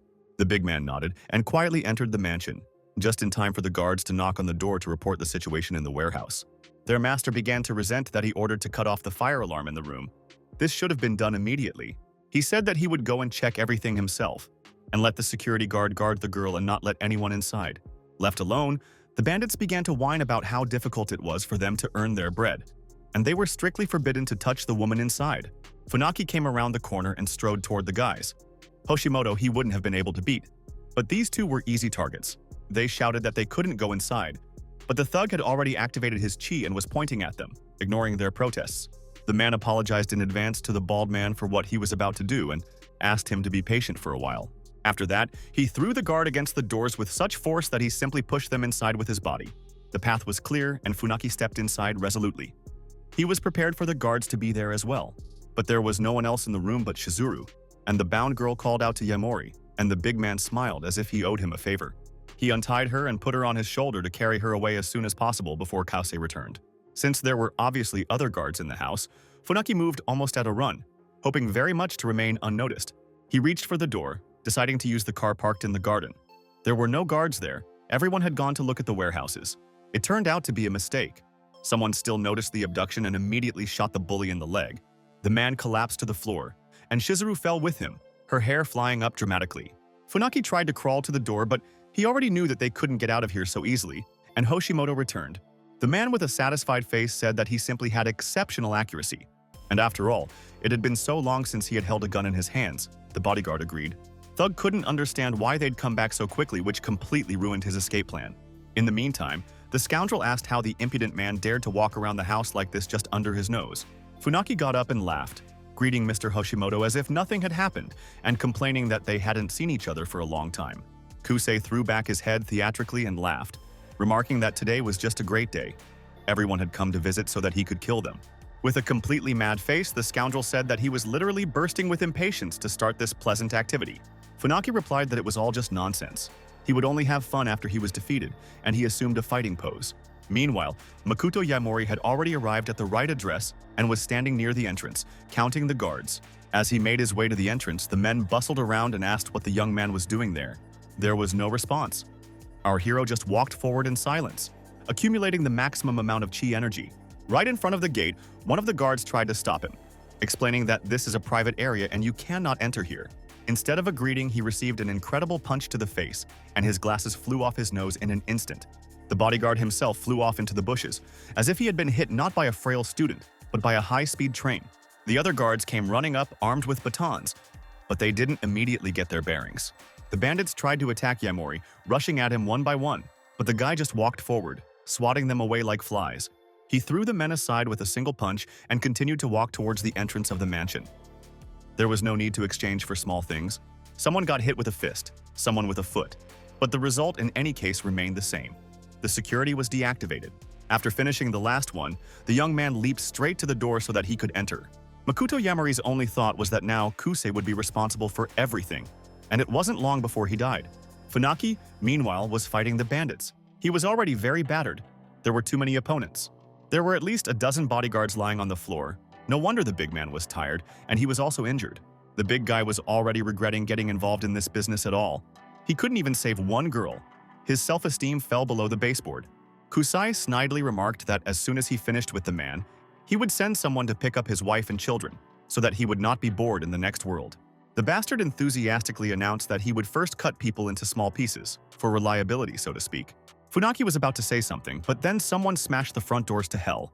The noise was incredible. Hoshimoto asked a little warily who was there. He had not expected this turn of events at all. When the dust settled down a little, a man's silhouette appeared in the doorway. It was Makoto Yamori himself. Our hero gloomily reported that the Reaper had come, who would drag the scoundrel straight to hell. There are no options here. Funeki was pleased to see that his friend was a little late, and it would have been all over in a little while. The guy handed him a healing talisman and advised him to use it immediately, if he needed help. The man took the green piece of paper and mumbled in surprise that it worked just as well as the last one. Kusei, meanwhile, waved his gun and ordered the guards to kill the young man immediately. The bandits immediately started firing their guns, but Makoto was so fast that the bullets didn't reach the target. Bullets were completely useless against a second-stage cultivator who had mastered the cloud shadow technique. Quickly and decisively, he scattered the bandits with punches and kicks, and no one even had time to utter a single word. Kusei started to break out in a cold sweat, trying to figure out what kind of speed was so incredible. Makoto Yamori continued his progress through the hall, just a little more, and he would really be close to realizing his threat. The villain decided that he would not wait for the last moment but quietly merge before it was too late. He cautiously opened the door to slip into hiding, muttering under his breath that he was being set up. Contrary to expectations, our hero turned out not to be a trash or a frail student, but the greatest martial artist. Kusei ran to the entrance of the shelter and immediately shouted to be opened quickly. It was too dangerous to stay in the house. The doors remained closed, and the man began frantically typing in the password, his excitement causing him to mix up the numbers. The scoundrel cursed and tried again, but before he could fully enter the code, Makoto Yamori was already very close. He threw one of the bodyguards into the wall just a meter away from his enemy, who began to panic. Trembling with fear, Kusei advised the young man to cool down a bit. He wouldn't be able to reach his patron anyway. There was no reaction, and then Koshimoto started yelling that he would give the guy a hint. His master's name is Ima. He wants him dead. Our hero said that this is the first time he has heard this name, so if he continues to fool around, he will soon regret it very much. The cultivator threatened that the villain would regret being born into the world if he didn't tell the whole story in full detail. Kusei shouted that Joe Ama was the clan's heir. They were planning a political marriage with the Amatani clan, and the guy was getting in the way. Makoto Yamori decided that this might be true. The previous owner of the body was related to Amatani.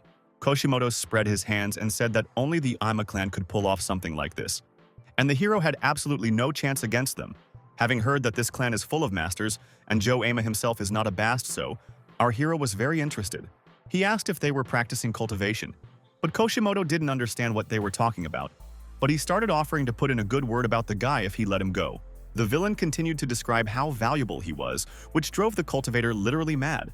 He didn't say anything, but he already knew that he couldn't take it for long. While the blonde spread his hands again and said that it was hard to overestimate his usefulness, Makoto Yamori demonstrated what he thinks of Kusei's advantages with an excellent punch to the face. The attack was so powerful that the villain simply broke through the armored door, which he had previously tried in vain to open. With a loud roar, it crashed to the floor along with the wreckage, and the red-haired girl inside screamed in fright. When our hero saw what was inside the room, his face became harder than ever before. The guy was standing on the threshold with a short sword in his hand, and he couldn't bring himself to go inside. The sight was just shocking. These were girls chained up. They were half sitting on the floor in their underwear, covering their heads and faces with their hands, each wearing a metal collar with a chain around their necks. Makoto Yaimori's eyes flashed with righteous anger as he noticed that these captives could explain Kusei's true worth far better than he could. With that, the young man swung his sword in a sweeping motion, moving from one girl to the next. The hero immediately cut all the chains that held the beauties against the wall with one swing, and their eyes widened in surprise. After that, the guy just put his short sword next to the girls, as if hinting that he wouldn't mind at all if they used it. Saying that he lets the ladies do whatever they want with the bastard, Makoto Yaimori left the room. Kusei held up his hands in an attempt to defend himself and lamented that he was a valuable shot. He had money and opportunities. The brunette took the sword in her hand and tore the band-aid off her lips, saying that they didn't need his dirty money. Sending Koshimoto to hell was their only wish. The young man returned to Shizuru. She did not have serious injuries, but the girl was constantly losing consciousness from stress. Healing talismans were again useful. He warned Funaki that it was time for him to get out.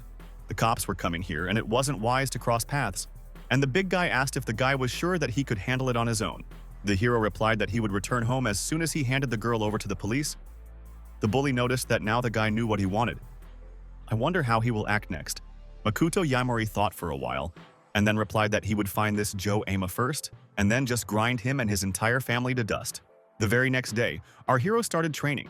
He already did not miss a day, trying to strengthen this frail body. And now he was engaged with a new enthusiasm. Hoshimoto had been destroyed, but Ama was still nowhere to be found, so we had to push on with the search and finish him off quickly. The dog became alert. It seems that someone was approaching the entrance to the house, and the pet began to show alarm. Our hero went to the door, trying to figure out who could have come to him at such an inopportune time. It was already quite late. A man with a neat hairstyle, a black suit, and dark glasses appeared in the doorway, looking like a bodyguard. He handed Makoto Yaimori an envelope and a package, saying that he had brought them here on the instructions of President Shuga. The message says that it's time to get ready. I will come as soon as you are ready. The young man hadn't even read what Shizuru had written in the letter yet. He couldn't understand where they were going or what the girl meant in general. The guy called the beauty and said that he had received her message but did not understand why she also sent him an expensive suit. She explained that they were going to the reception. The Hoshikawa family invited Shizura, and the girl decided to take Makoto Yaimori with her as a companion. These people run the largest pharmaceutical group in the city, so it would be a great success to sell Juyan pills to them. The beauty added that his ex-fiancée will also be at the event, and our hero was surprised to clarify who he was talking about. Then his brain pulled up the memories of his body's past, and the young man clearly realized that he was talking about Amatama Yuki. The image of her lingered in my body's memories, very hazy, but surprisingly beautiful and romantic. The Hoshikawa family's reception was a lavish ball, and everyone was shouting about the untold wealth of the clan. Shizaru was quietly telling her companion who was who, and the first people they met were Mr. Pierce, the CEO of Ace Group, and Mr. Akai Taro, the chairman of Kentaka Group. After hearing that they were both influential figures in business, our hero asked if they also wanted to establish a business relationship with Hoshikawa. Beauty was surprised to see that even though Makoto came from a powerful family, he didn't fully understand the power of clans and the value of connections. She said with a smile that once someone became related to Amatani, everyone would go out of their way to get into the social circle. As for the young lady Amatani who just entered the hall, those who want to make friends can simply be mowed with a scythe. Just at these words, the mentioned person entered the hall and people nearby began to whisper about it. Yuki followed behind the head of the Hoshikawa clan, a woman whose age was completely impossible to determine by eye. There were waves of bluish light around Amatani, but they were fairly neat, and there was no rage in her. Makoto Yaimori was surprised to see how much chi there was around the former fiancé of the owner of this body.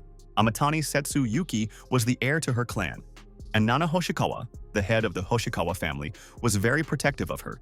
The cultivator realized that there were people in this world who knew how to handle chi, but they clearly had their own special methods. The girl did not even try to hide her spiritual energy, and it seemed to our hero's stupid self-confidence. He decided that he would ask the beauty about Amy later, because she must know something. Shizuru hurried over to say hello, and told Aunt Nana with a smile that she looked absolutely gorgeous. The woman smiled and asked about the health of the heroine's mother. She is glad that the heavens favor her, and the disease has receded. The beauty thanked for her participation and said that her mother is already on the mend. They are doing well. Shizuru handed Nana the Juyan pill, saying that it was their latest development. Let the beauty of a woman never fade. Hoshikawa looked delighted, but only asked if it was really the most sensational remedy. Everyone was whispering that this newest pill was worth a lot of money, even though it hadn't even gone on sale yet. Yuki Yamatani's face showed that she didn't expect to see the magic drug with her own eyes either. Hoshikawa took the pill in her hands and stated that its quality is incredibly high. The one who created the tool is a real master. She added that she had met many alchemy masters, but there wasn't even a corresponding school in the city, so who was the author of this incredible tool? The girl said that the pill was created by her friend and business partner, and then introduced Makoto Yaimori. Nana and Yuki's faces became extremely surprised. At first, they didn't pay attention to Shizuru's companion, but now that they heard the name, they were simply amazed. Hoshikawa said that she had nursed the boy when he was a child, but she had never imagined that he would grow up to be so successful. She added that the Yaimori clan didn't seem to appreciate talent at all, which annoyed Amatani, who rebuked her aunt. The girl said that in noble families, such skills are not valued at all. All they are interested in is the level of cultivation. Otherwise, the woman would have been accepted into the Amatani clan as an elder long ago, but that didn't happen. The young man realized that his guess was correct. In this world, some clans have the art of cultivation, although their skills are far from the level of the Luke continent. Yuki added that such skills were useless for someone with Makoto's status, and Nana sighed and confirmed that this was indeed the case. Still, the woman wondered who the hero's mentor was and who taught him how to make such pills. This question brought back a wave of memories from the past. Not from that body, but from his life on the Luke continent. It was the mentor who betrayed the cultivator, and the memory of it was painful and unpleasant for him. So Makoto Yaimori replied that he didn't have a mentor. It was just a hobby that grew into something more. The guy wanted to ask a question about Ama, but then two more young men came up to them and began to congratulate Aunt Nana on her birthday.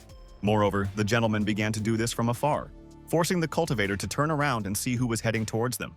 People around whispered that this was the heir of the Ama family, so the question was no longer relevant in the blink of an eye.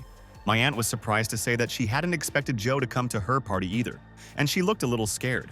Makoto Yaimori couldn't believe that his enemy, the man who had ordered his murder, was standing a meter away.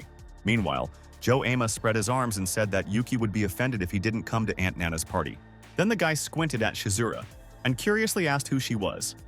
He looked interested. Hoshikawa was pleased to introduce Mr. Shuga's daughter, and was pleased to be able to recommend such a beautiful girl. Aim's face became a little sly, and he didn't say that he was glad to meet you, but just nodded and said that he thought so. Then he remembered the rules of etiquette and extended his hand, introducing himself as the Soma clan's heir and giving his name. When the young man shook hands, he ambiguously stated that he had heard a lot about this beauty, and then squeezed his fingers harder than decency allowed. Then he looked at Makoto Yaimori and shook his hand as well, asking who it was, even though the answer seemed to be already known. The guy thought that it was stupid to pretend that he didn't know his name. I wonder how long the enemy will break the comedy? Hoshimoto said that Ama Joe was a cultivator, but now there were no traces of chi. Our hero identified himself and showed a little ki energy to put all the dots over I. He channeled his chi into the enemy's channels, so it was possible to identify the cultivator, even if he was trying to hide his abilities, which struck Makoto. Joe's meridians were completely empty, and there was absolutely no way to detect any traces of chi possession, which left him baffled. Meanwhile, Ima took back his hand and asked how Mr. Makoto Yaimori was doing. He rubbed his wrist and said he was glad to meet the young man, even though he hadn't expected to see him at the reception. Then Joe turned to Yuki as if nothing had happened and asked how the evening was going, and she must be having a lot of fun without him. Makoto continued to stare at his opponent and couldn't understand what was going on. It all looked very strange. He still couldn't detect any chi fluctuations. Could Joe Ama really be just an ordinary person? Even after hearing his name, the enemy didn't show any killing intent. A cultivator would have immediately detected such fluctuations in energy. The banquet continued, and everyone took their proper places at the tables and began serving hot and main dishes. Everyone was enjoying the meal and socializing, as if the people gathered here had forgotten all about business. But they weren't. Soon afterward, the manager announced that there would be a dance session after dinner, so let the audience take their time to go home. So it happened. After the meal, the Lord began to invite girls and women to dance, and music began to sound. Meanwhile, Makoto Yaimori continued to feel uneasy about being tricked, and Joe Ama wasn't a cultivator at all. It only remained to understand why and for what purpose. To solve this problem was not as easy as it might seem at first glance. Our hero decided to think about it later, but for now, pay a little attention to Shizuru.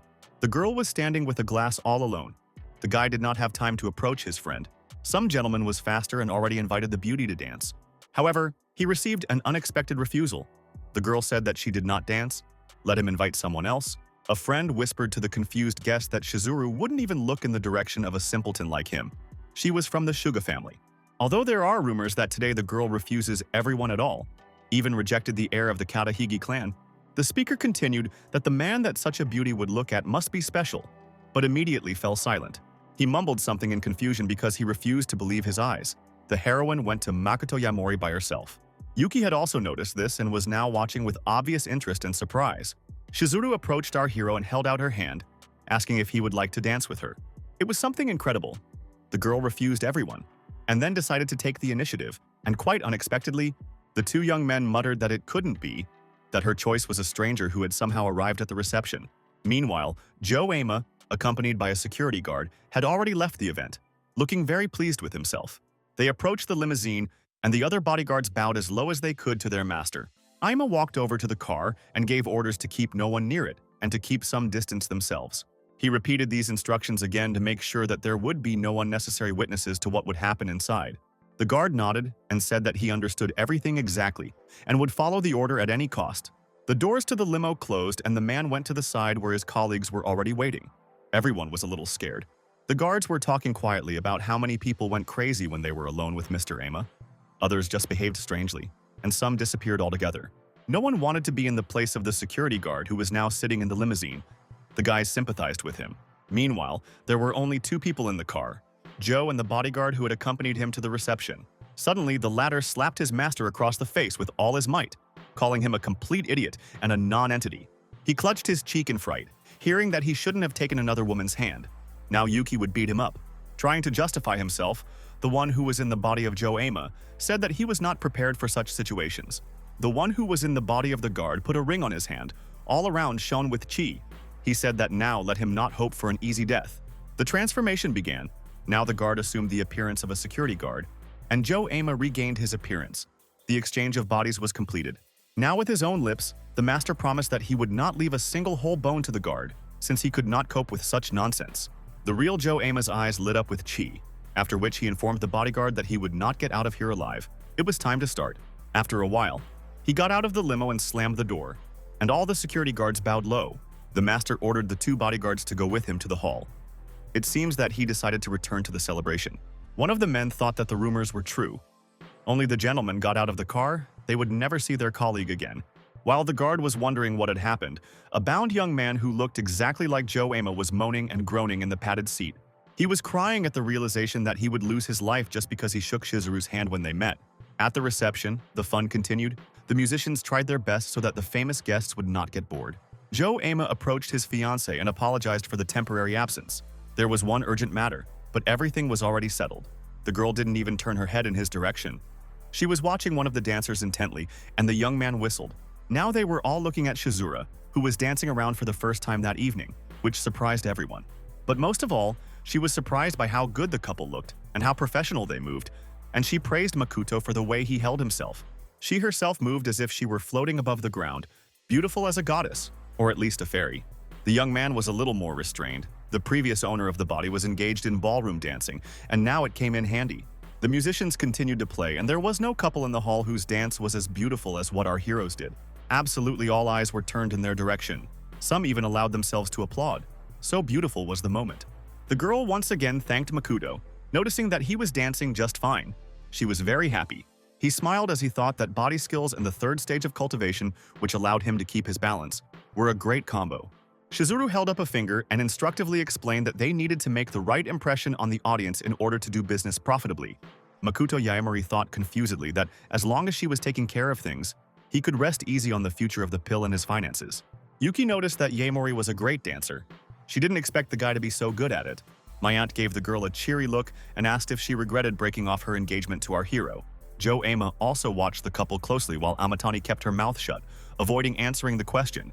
Nana asked if the young man really didn't know Yayori, and Yayori said that he did, because today was the first time they had met. The woman clarified whether even with Ama's connections, it is really impossible to check the exile's past. Joe laughed, saying that he wasn't going to cause trouble here in the Hoshisu clan's territory. Nana smiled that the funds weren't important. It was just that Makoto had an amazing talent for alchemy, and Ama was surprised. Watching our hero drink wine, the woman said that she only wants to direct these abilities in the right direction. providing them all with a wonderful future. Joe-ama turned away and hissed that Makoto Yamori should no longer be allowed to walk free. He also wondered if Nana Hoshikawa was threatening him. If Yuki hadn't been at the party, he would have gotten rid of her long ago. Looking at the cultivator, his enemy once again found himself thinking that this trash must be urgently eliminated. The two guys were talking about the guy next to Lady Shizuru from the Yamori clan, which seemed to surprise both of them. Then, one remembered that the hero is Yuki's ex-fiancé and was surprised that he even came to this event. They continued to share their thoughts on the matter, praising Joe-ama along the way.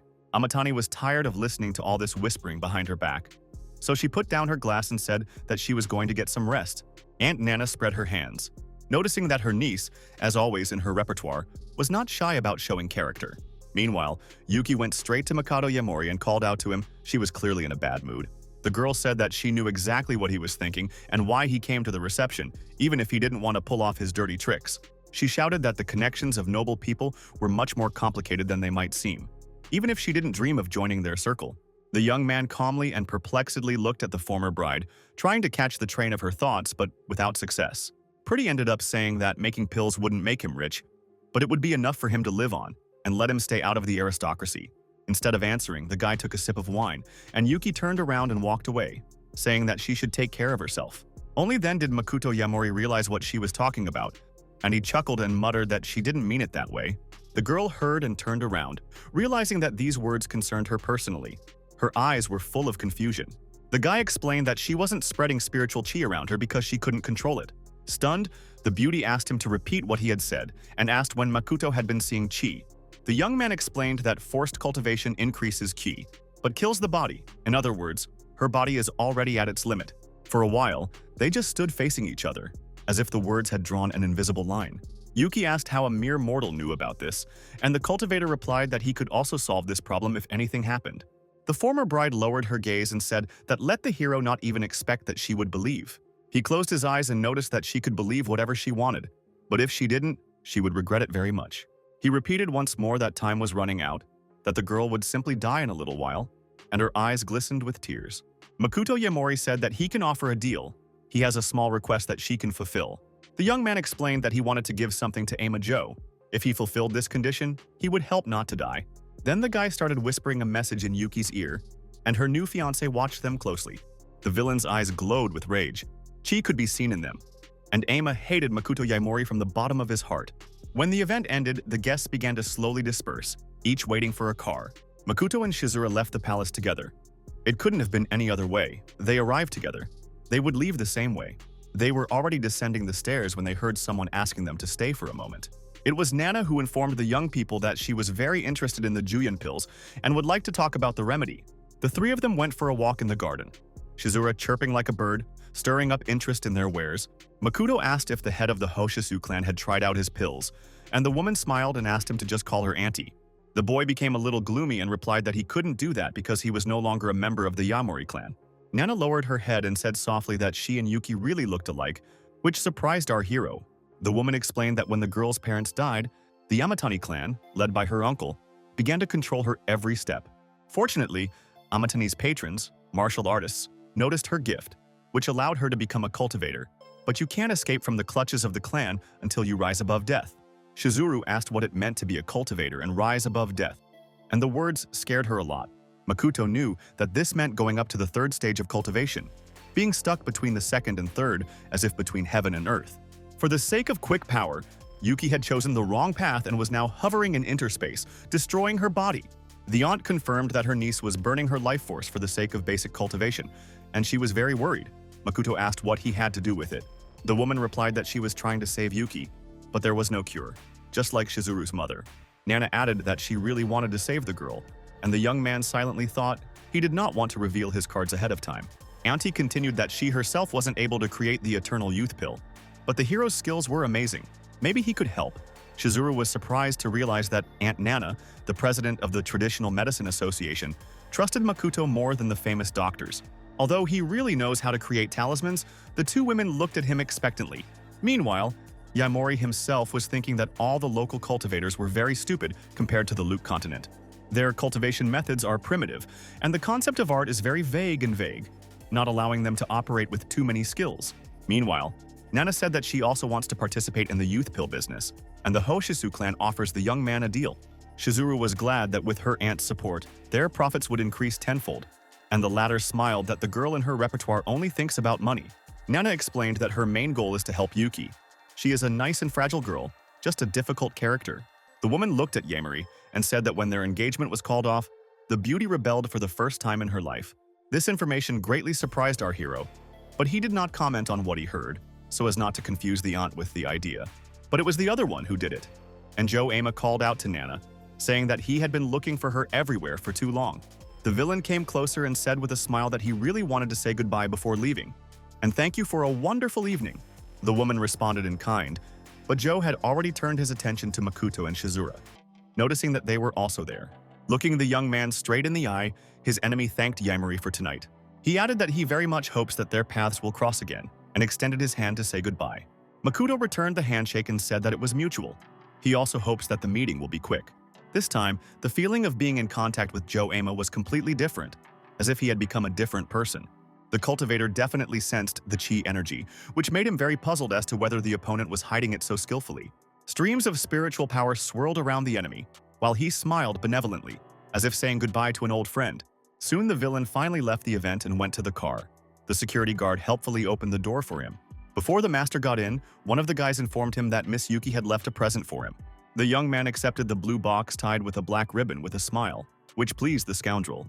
Inside was a green butterfly made of paper. Why the bride decided to give him origami, Joe Ama did not understand. He tossed the box to his doppelganger, who was still in the car, telling him to hold it so it wouldn't fall off the seat. After that, the villain took out the same ring again and put it on his finger, muttering that it was time to stop joking. The blue energy streams flashed very brightly, and Joe Isa hissed that Yamori was still as pathetic as before, and he thought that had changed. The young man's appearance began to change rapidly again, and he loudly said that he would deal with the weakling in no time. Taking the form of our hero, the heir of the Soma clan promised that he would deal with Hoshisho and Yamori in one shot. The guy in the car started to shake violently as the gentleman ordered the driver to move. He was still holding the box with the paper butterfly inside, and it was starting to give off a faint glow. Soon the car pulled up to a high-rise building. Almost all the windows in it were dark. Only a few lights were shining. Standing on the roof of the skyscraper was Makoto Yamori, who hadn't even changed out of his formal suit that Shizuru had given him. A matching green paper butterfly glowed on his finger, a tracking charm that allowed him to track down the right person. Our hero activated it. The butterfly became larger. He whispered that the meeting with Joe would really be fast, as promised. Soon, the talisman finished its journey and froze. The right person was discovered. There was absolutely no doubt about that. The young man put it back on his finger and said to Nowhere that he was already going after his enemy. Let him watch out. He looked down to where the Ama clan's domain was and promised that he wouldn't destroy the building too much. After that, with a shout that he was coming, our hero jumped down and rushed forward to his goal, intending to destroy the enemy. Under the glass were two very rare artifacts: a mysterious golden flower, a gold element plant that blooms once every 3 years, and a reishi water spirit that matures once a year. Nana Koshiso looked at them and decided that she might as well apply these ingredients to the upcoming cultivator tournament. Then the protective chi around the woman activated, and she looked around warily, asking who was there. Someone behind her said that her senses were still strong, as befitted a member of the 100 Herb sect. Even though her body and soul were crippled, she was still strong. It was a bald monk with a blood-red chi areole visible around him, and he clasped his hands in a welcoming gesture. Another one appeared behind him, and Nana realized that they were cultivators and asked who they were and why they were here. The woman was assessing her chances, against which she could still perform. But the monk said that the head of the Koshisu clan would not be able to escape. The second monk reported that the lion uses its full strength even when hunting a rabbit. They will not succumb because of its weakness. Nanu was silent for a while, and then said that her enemies were indeed very cautious, but they had come here anyway. The woman asked why the monks had decided to invade her garden. If they had forgotten all about the rules of decency, the fat man said that she would find out later if she agreed to volunteer to go with them. The second monk suggested that she not get too panky and immediately break her legs, and then drag her away by force. Kushisu put her hand to one of the large flowers and said that they would dearly regret coming to this place because there are so many interesting things here. She activated the plant, and the entire area began to fill with clouds of chi and some strange fragrance. The monks coughed. They quickly guessed that it was poison and now did not know how strong it was. The head of the Koshisu clan had an antidote in her mouth, but she could not assess her chances either. The fat man tried to cover his mouth and nose with his hand. His eyes became a little scared and his leg was shaking nervously. Nana knew that with the green heart grass in her mouth, she should be able to reach the exit in time. But this flower lord would bring down even an elephant. She didn't have much time. Two opponents she still cannot overcome. The woman decided to run for her life as soon as possible. Suddenly, a huge black spot appeared above the head of the Koshisu clan leader, and red glowing eyes were clearly visible on it. The woman froze, as if fear had paralyzed her body, and there was clearly someone very, very powerful here. Looking around, Nana couldn't see the new opponent, but she guessed that someone was practicing the shadow art. Gradually, the darkness took on the shape of a man with red eyes who stretched out his giant hand towards her. Now, the woman was grabbed by this shadow fist, and she shouted that the enemies should identify themselves. Is this the hidden shadow sect? A man came out of the haze and claimed that they were the ones who had completely destroyed the 100 Herb sect on that memorable day. The man came closer and closer, his footsteps sounding intimidating as he uttered another threat. Nana couldn't look back as she was clenched into a fist. Yet she screamed that the day of her death hadn't arrived yet. Then, the woman still managed to look around, and what she saw caused the cultivator to be genuinely indignant. Then she saw someone who looked exactly like Makoto Yamori, holding a yellow piece of paper that looked like another talisman. Meanwhile, the guards decided that since the shift change was coming up, it was quite possible to go out to the store and eat something hot. They didn't notice the pink glow of chi coming from behind the door and started guessing what Mr. Joe was eating. The two men headed down the street, not even noticing that someone who looked like Makoto Yamori had slipped out of Aima's office and then out of the house. Meanwhile, our hero was also right there, standing right in front of the entrance to his enemy's room. He checked again to see if the paper butterfly would fly any further, but it still hung motionless in the air. Our hero guessed that Joe was not in the office because he did not feel his presence there at all. Still, there was someone outside the door, and that person was busy eating a portion of instant noodles. There was a pathetic monologue coming from the TV, and the whole room was drab. The young man in the t-shirt and glasses kept his eyes on the screen, as if he spent all his time watching soap operas. Hearing the hero say that he sold out for a well-fed life, the man with glasses broke the fork in his hand out of rage. It suddenly occurred to him that he had also ruined his life out of the usual stupidity, becoming a hostage to his own ideas and the rules imposed by Joe Aima. The man remembered how then in the car, the villain tied him up, taking on his true form, but the bodyguard did not transform back, remaining in appearance Aima. He wasn't killed simply because the resemblance might still be useful in the future, in which case the copy could easily be sacrificed. And anyway, you can use it for personal purposes until you run out of steam. Joe adjusted his glasses and said that he would not deal with the doppelganger yet. He told the former guard that he was only alive because the master wanted him to be. Let him keep it in his head. He would never become an original. Now the former security guard decided that he needed to break his master's rules urgently in retaliation. So he opened the Yuki box, even though he was strictly forbidden to do so. The paper butterfly immediately lit up and rose into the air, fluttering out of its temporary confinement. The search talisman floated easily around the room, rising higher and higher, and he couldn't figure out what it was. When the artifact was near the ceiling, the prisoner realized that now he might lose it, but it was impossible to allow this. Immediately, a question came from behind him, horrifying the bodyguard, and a voice asked him who he was. It was Makoto Yaemori, and the fake Joe Aima fell backwards in terror, losing his balance after tripping over a bottle. He slammed his back down on the table and shouted that it was forbidden to enter here without the permission of the master, who was very strict. The hero mumbled that it wasn't surprising that he didn't feel any spiritual chi at the first contact, and then asked if the prisoner recognized him, who nodded and said that he was Joe Aima. With the words that he was a fake, the young man decided to leave the former bodyguard alone, heading for the door. But at the last moment, the guy stopped and then approached the double, menacingly asking where the real one was. Meanwhile, the real one had already prepared an ambush on Makoto Yamori's way to the house, and the bandit reported to the boss on the phone that they were on the spot. He proudly announced that he would deal with the student in no time, let the customer not worry about the result. Then one of the mercenaries reported that our hero was approaching, and the man with the phone quickly ended the call. Makoto Yaemori walked slowly down the street leading to the house, pretending to be completely unaware of anything. He thought about the fact that there were spirit artifacts in this world, which meant that there was a cultivator at least level 4 behind the great clans. The quality of such items depends on the skill of the person who created them, and on the amount of chi energy invested. In this world, there is a shortage of chi, so even at 4 levels it is impossible to create such an artifact, unless you resort to tricks. Our hero thought that there is only one explanation. The Aima clan has access to a spiritual source. He decided that as soon as he had finished with Joe, he would go in search of this source, so that he could make a breakthrough and return to the Luke continent. The road to the young man was blocked by the same bandits who pretended to be ordinary street robbers and asked where the guy was going. There were a lot of them, some with bats and other weapons, all smiling nastily in anticipation of the attack. The bandits asked Makoto Yamori if he would like to play with them for a while, and their faces were extremely unpleasant. Instead of replying, the cultivator just glared at the leader, but that look sent goosebumps all over the scum's body.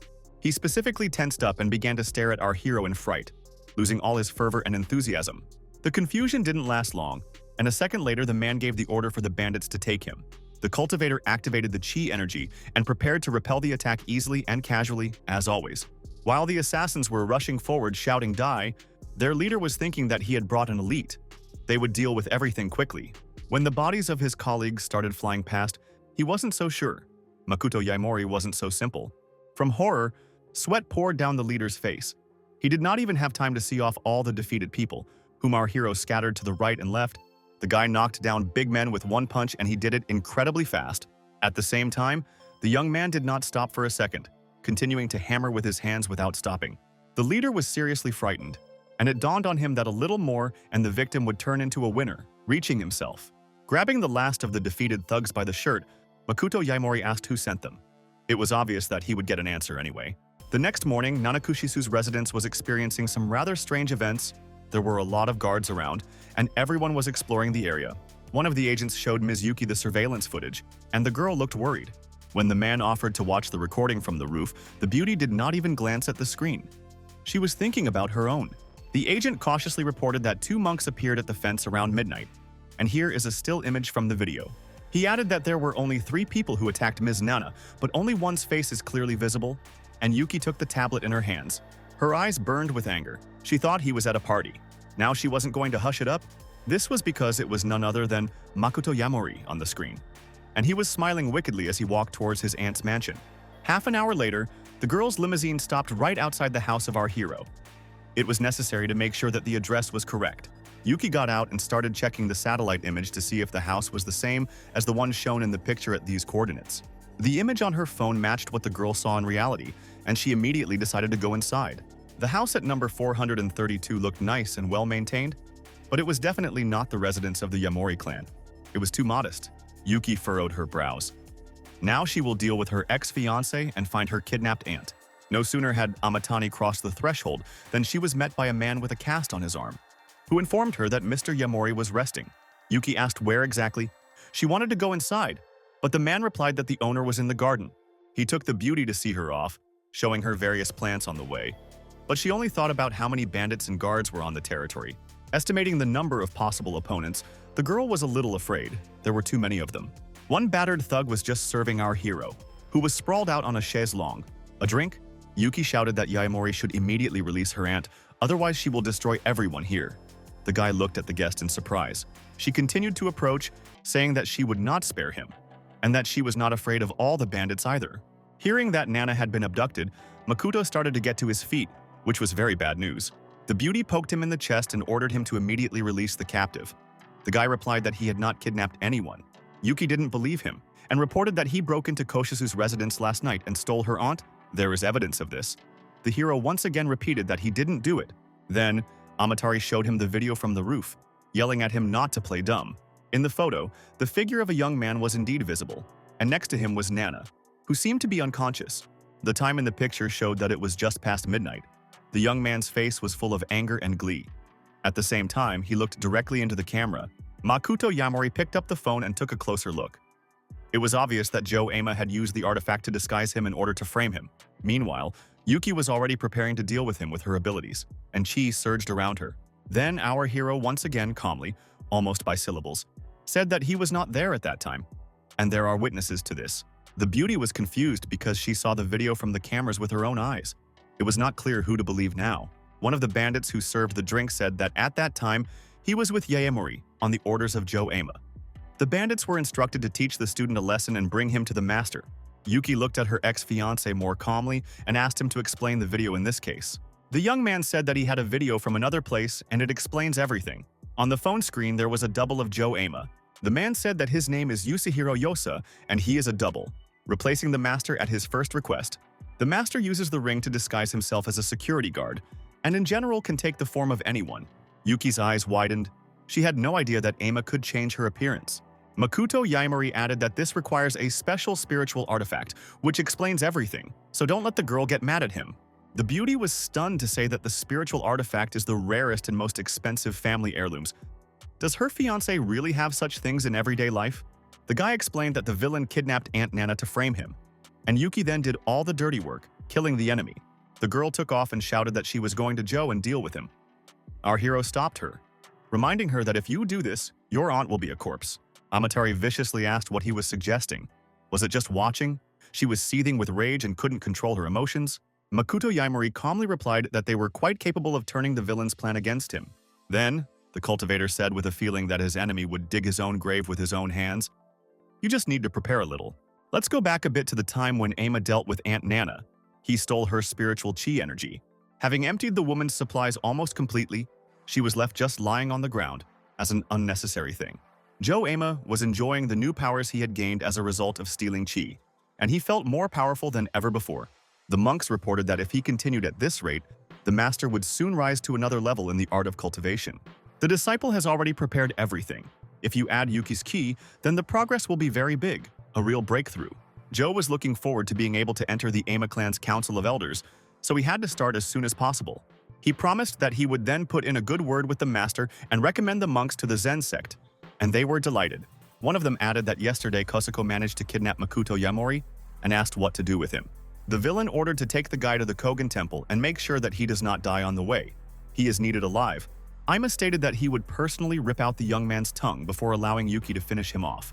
There were already quite a few guards gathered in the Kogen temple, all ready to carry out their master's further orders, but for now, they were just waiting. The men scratched their tongues in boredom, but the older man shouted at them to be quiet, to be sent here to guard the temple, not to talk. His colleagues didn't like this very much, and they began to accuse the boss of having only recently received a drop of power, and already began to be impertinent. The twists and turns stopped by themselves when the man saw that Joe Ama's limousine was approaching. The scoundrel walked proudly, looking forward to his breakthrough in cultivation, and was thanked for honoring the temple with his visit. The guard asked if the master would like to inspect everything before starting. They already have everything absolutely ready. Ima gave orders to turn off the radios when Makoto Yaimori arrived and ordered everyone to get down the mountain by then. The man was surprised, which angered the boss, who snapped that he wasn't going to discuss his own orders. It turned out that the guard was surprised that it was the first time Ama had addressed him by his first name, and not the instructions to turn off the walkie-talkies. After some time, the van that was supposed to deliver our hero here arrived. He parked near the entrance. Kogen was ordered to lead the prisoner to the garden where their master was waiting, and the hooded and masked man nodded. They started hurrying him, so he had to push Makoto Yaimori to move his legs faster. Joe Ama rubbed his hands together impatiently and greeted the young man with a smile, saying that he was very happy to meet him. The cultivator stared at the enemy and asked what exactly the enemy was up to. He didn't look scared. The opponent mockingly asked, "Did our hero think that this day would never come? Where did his arrogance from the party go?" He grinned mockingly, then proudly announced that everything was finally falling into place. Joe's eyes widened as he exclaimed indignantly that a small bug had allowed herself to talk to Yuki right in front of him, and now she was going to pay for it. He said that the main mistake was to trust Hashimoto. If he hadn't messed up, Makoto Yaimori would have been dead long ago. The guy pretended that he didn't know that Kusei was related to Ama, and asked why it was so difficult. Joe grinned again and asked if the young man really didn't understand why they had to kill him. Yaimori is a stain on his reputation. Such a loser as an ex-fiancé. It's a shame. Yuki is perfect and should belong only to him. Makoto quizzically asked if a human life could really be taken away because of such nonsense. Joe Ama activated the internal chi energy and stated that just killing the guy would be too wasteful. He activated one of the shadow spells and reported that it was a divine providence that was beyond the comprehension of an ordinary person. The cultivator carefully assessed what was happening and realized that his enemy had used the summoning skill. This was already something interesting. Joe explained that Nana Koshisu's technique was useless, but her life energy was very strong and rare, and if he absorbed her shadow, he would become a true cultivator. Ama announced reverently that he would become what mere mortals call a god, his eyes glowing with delight. Makoto Yaimori wondered again if it would have been easier to just kill him, since it was so obvious. The villain began to rub his hands and said that Yuki probably just wants to do it himself. He left a recording of Nana's abduction to Hoshisu specifically. The scoundrel used the artifact again. His head was hidden by a dark spot, and the transformation of his appearance began. When his face looked exactly like Makoto Yaimori's, Joe announced that our hero would be the assassin of the Koshisu clan leader for the whole world. The young man sighed and said that such a plan looks well thought out, but in fact it is full of flaws. Aima was puzzled and asked what it was about and what our hero means. His idea is simply brilliant. Then, Makoto Yaemori raised his fists and asked if Yuki had heard everything. He thought that was enough. The girl pushed the buff down and raised her cap, saying that she had heard everything that was necessary to draw the right conclusions. With burning eyes, she clenched her fist and hissed that she had heard every word and that her fiancé would be fully responsible for everyone. Joe screamed in fright that her aunt was all right. He just wanted to scare them. And then asked in horror why it was snowing. Key waves raged around the girl and she replied that she didn't care. Let her return her aunt immediately, or she would regret it. She added angrily that otherwise, neither he nor the entire Aima clan would escape a cruel reckoning. The scoundrel shouted in displeasure that the scoundrel Yaemori was just playing with him. Such behavior is completely unacceptable. The guy asked with a smile who was playing here, because Joe himself had just laid out the entire plan to the last word. The cultivator looked at the enemy with a slight smile and continued that, in other words, there was a complete idiot in front of him. Aima Yang managed to hold back and let out a heart-rending scream, which was the stupidest thing he had ever felt in his life. The girl turned to Makoto and said that she had already contacted her family, so our hero could safely leave. She looked at the guy and said that it was impossible for a mere mortal to defeat such an opponent. Because Joe is a cultivator, the villain began to seethe and hissed that the scoundrel had shamed him in front of everyone and that he would not get away with it so easily. He gave the order to kill the young man, and the two monks rushed forward with lightning speed to carry it out.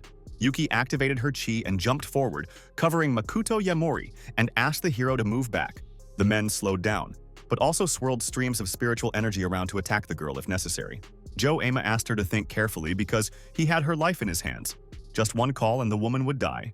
He asked her to choose which was more precious to her, Nana's life or Yaemori's, and she looked puzzled and scared. Then our hero decided that it was time to show his true nature and asked the former bride not to worry. She did not understand. The girl continued to stare at the young man in disbelief, and he explained that her aunt was already safe. After that, the guy showed a video in which Nana Kosisa is taken out of the room in which she was imprisoned. Joe also looked and shouted that it was simply impossible how Makoto managed to bypass the guards and get the prisoner out. He saw that the hall prepared for the cultivation procedure was completely empty, which was the last straw. 15 minutes earlier, both the guards and Auntie had been on the descent from Mount Katazi, and Joe had reported that everything was ready. The villain ordered to wait there and guard Nana. At the right moment, they will receive all the necessary instructions. After telling him that he needed to make a phone call, the villain stepped aside, leaving the bodyguard somewhat perplexed. After making sure that no one was following him, Joe Aima prepared to change his appearance again. More precisely, it was the one who only looked like Joe Aima. In fact, it was our hero. He was just informed that they had come down from the mountain and were waiting for the arrival of the Amatani family. Now back to the scene with Yuki.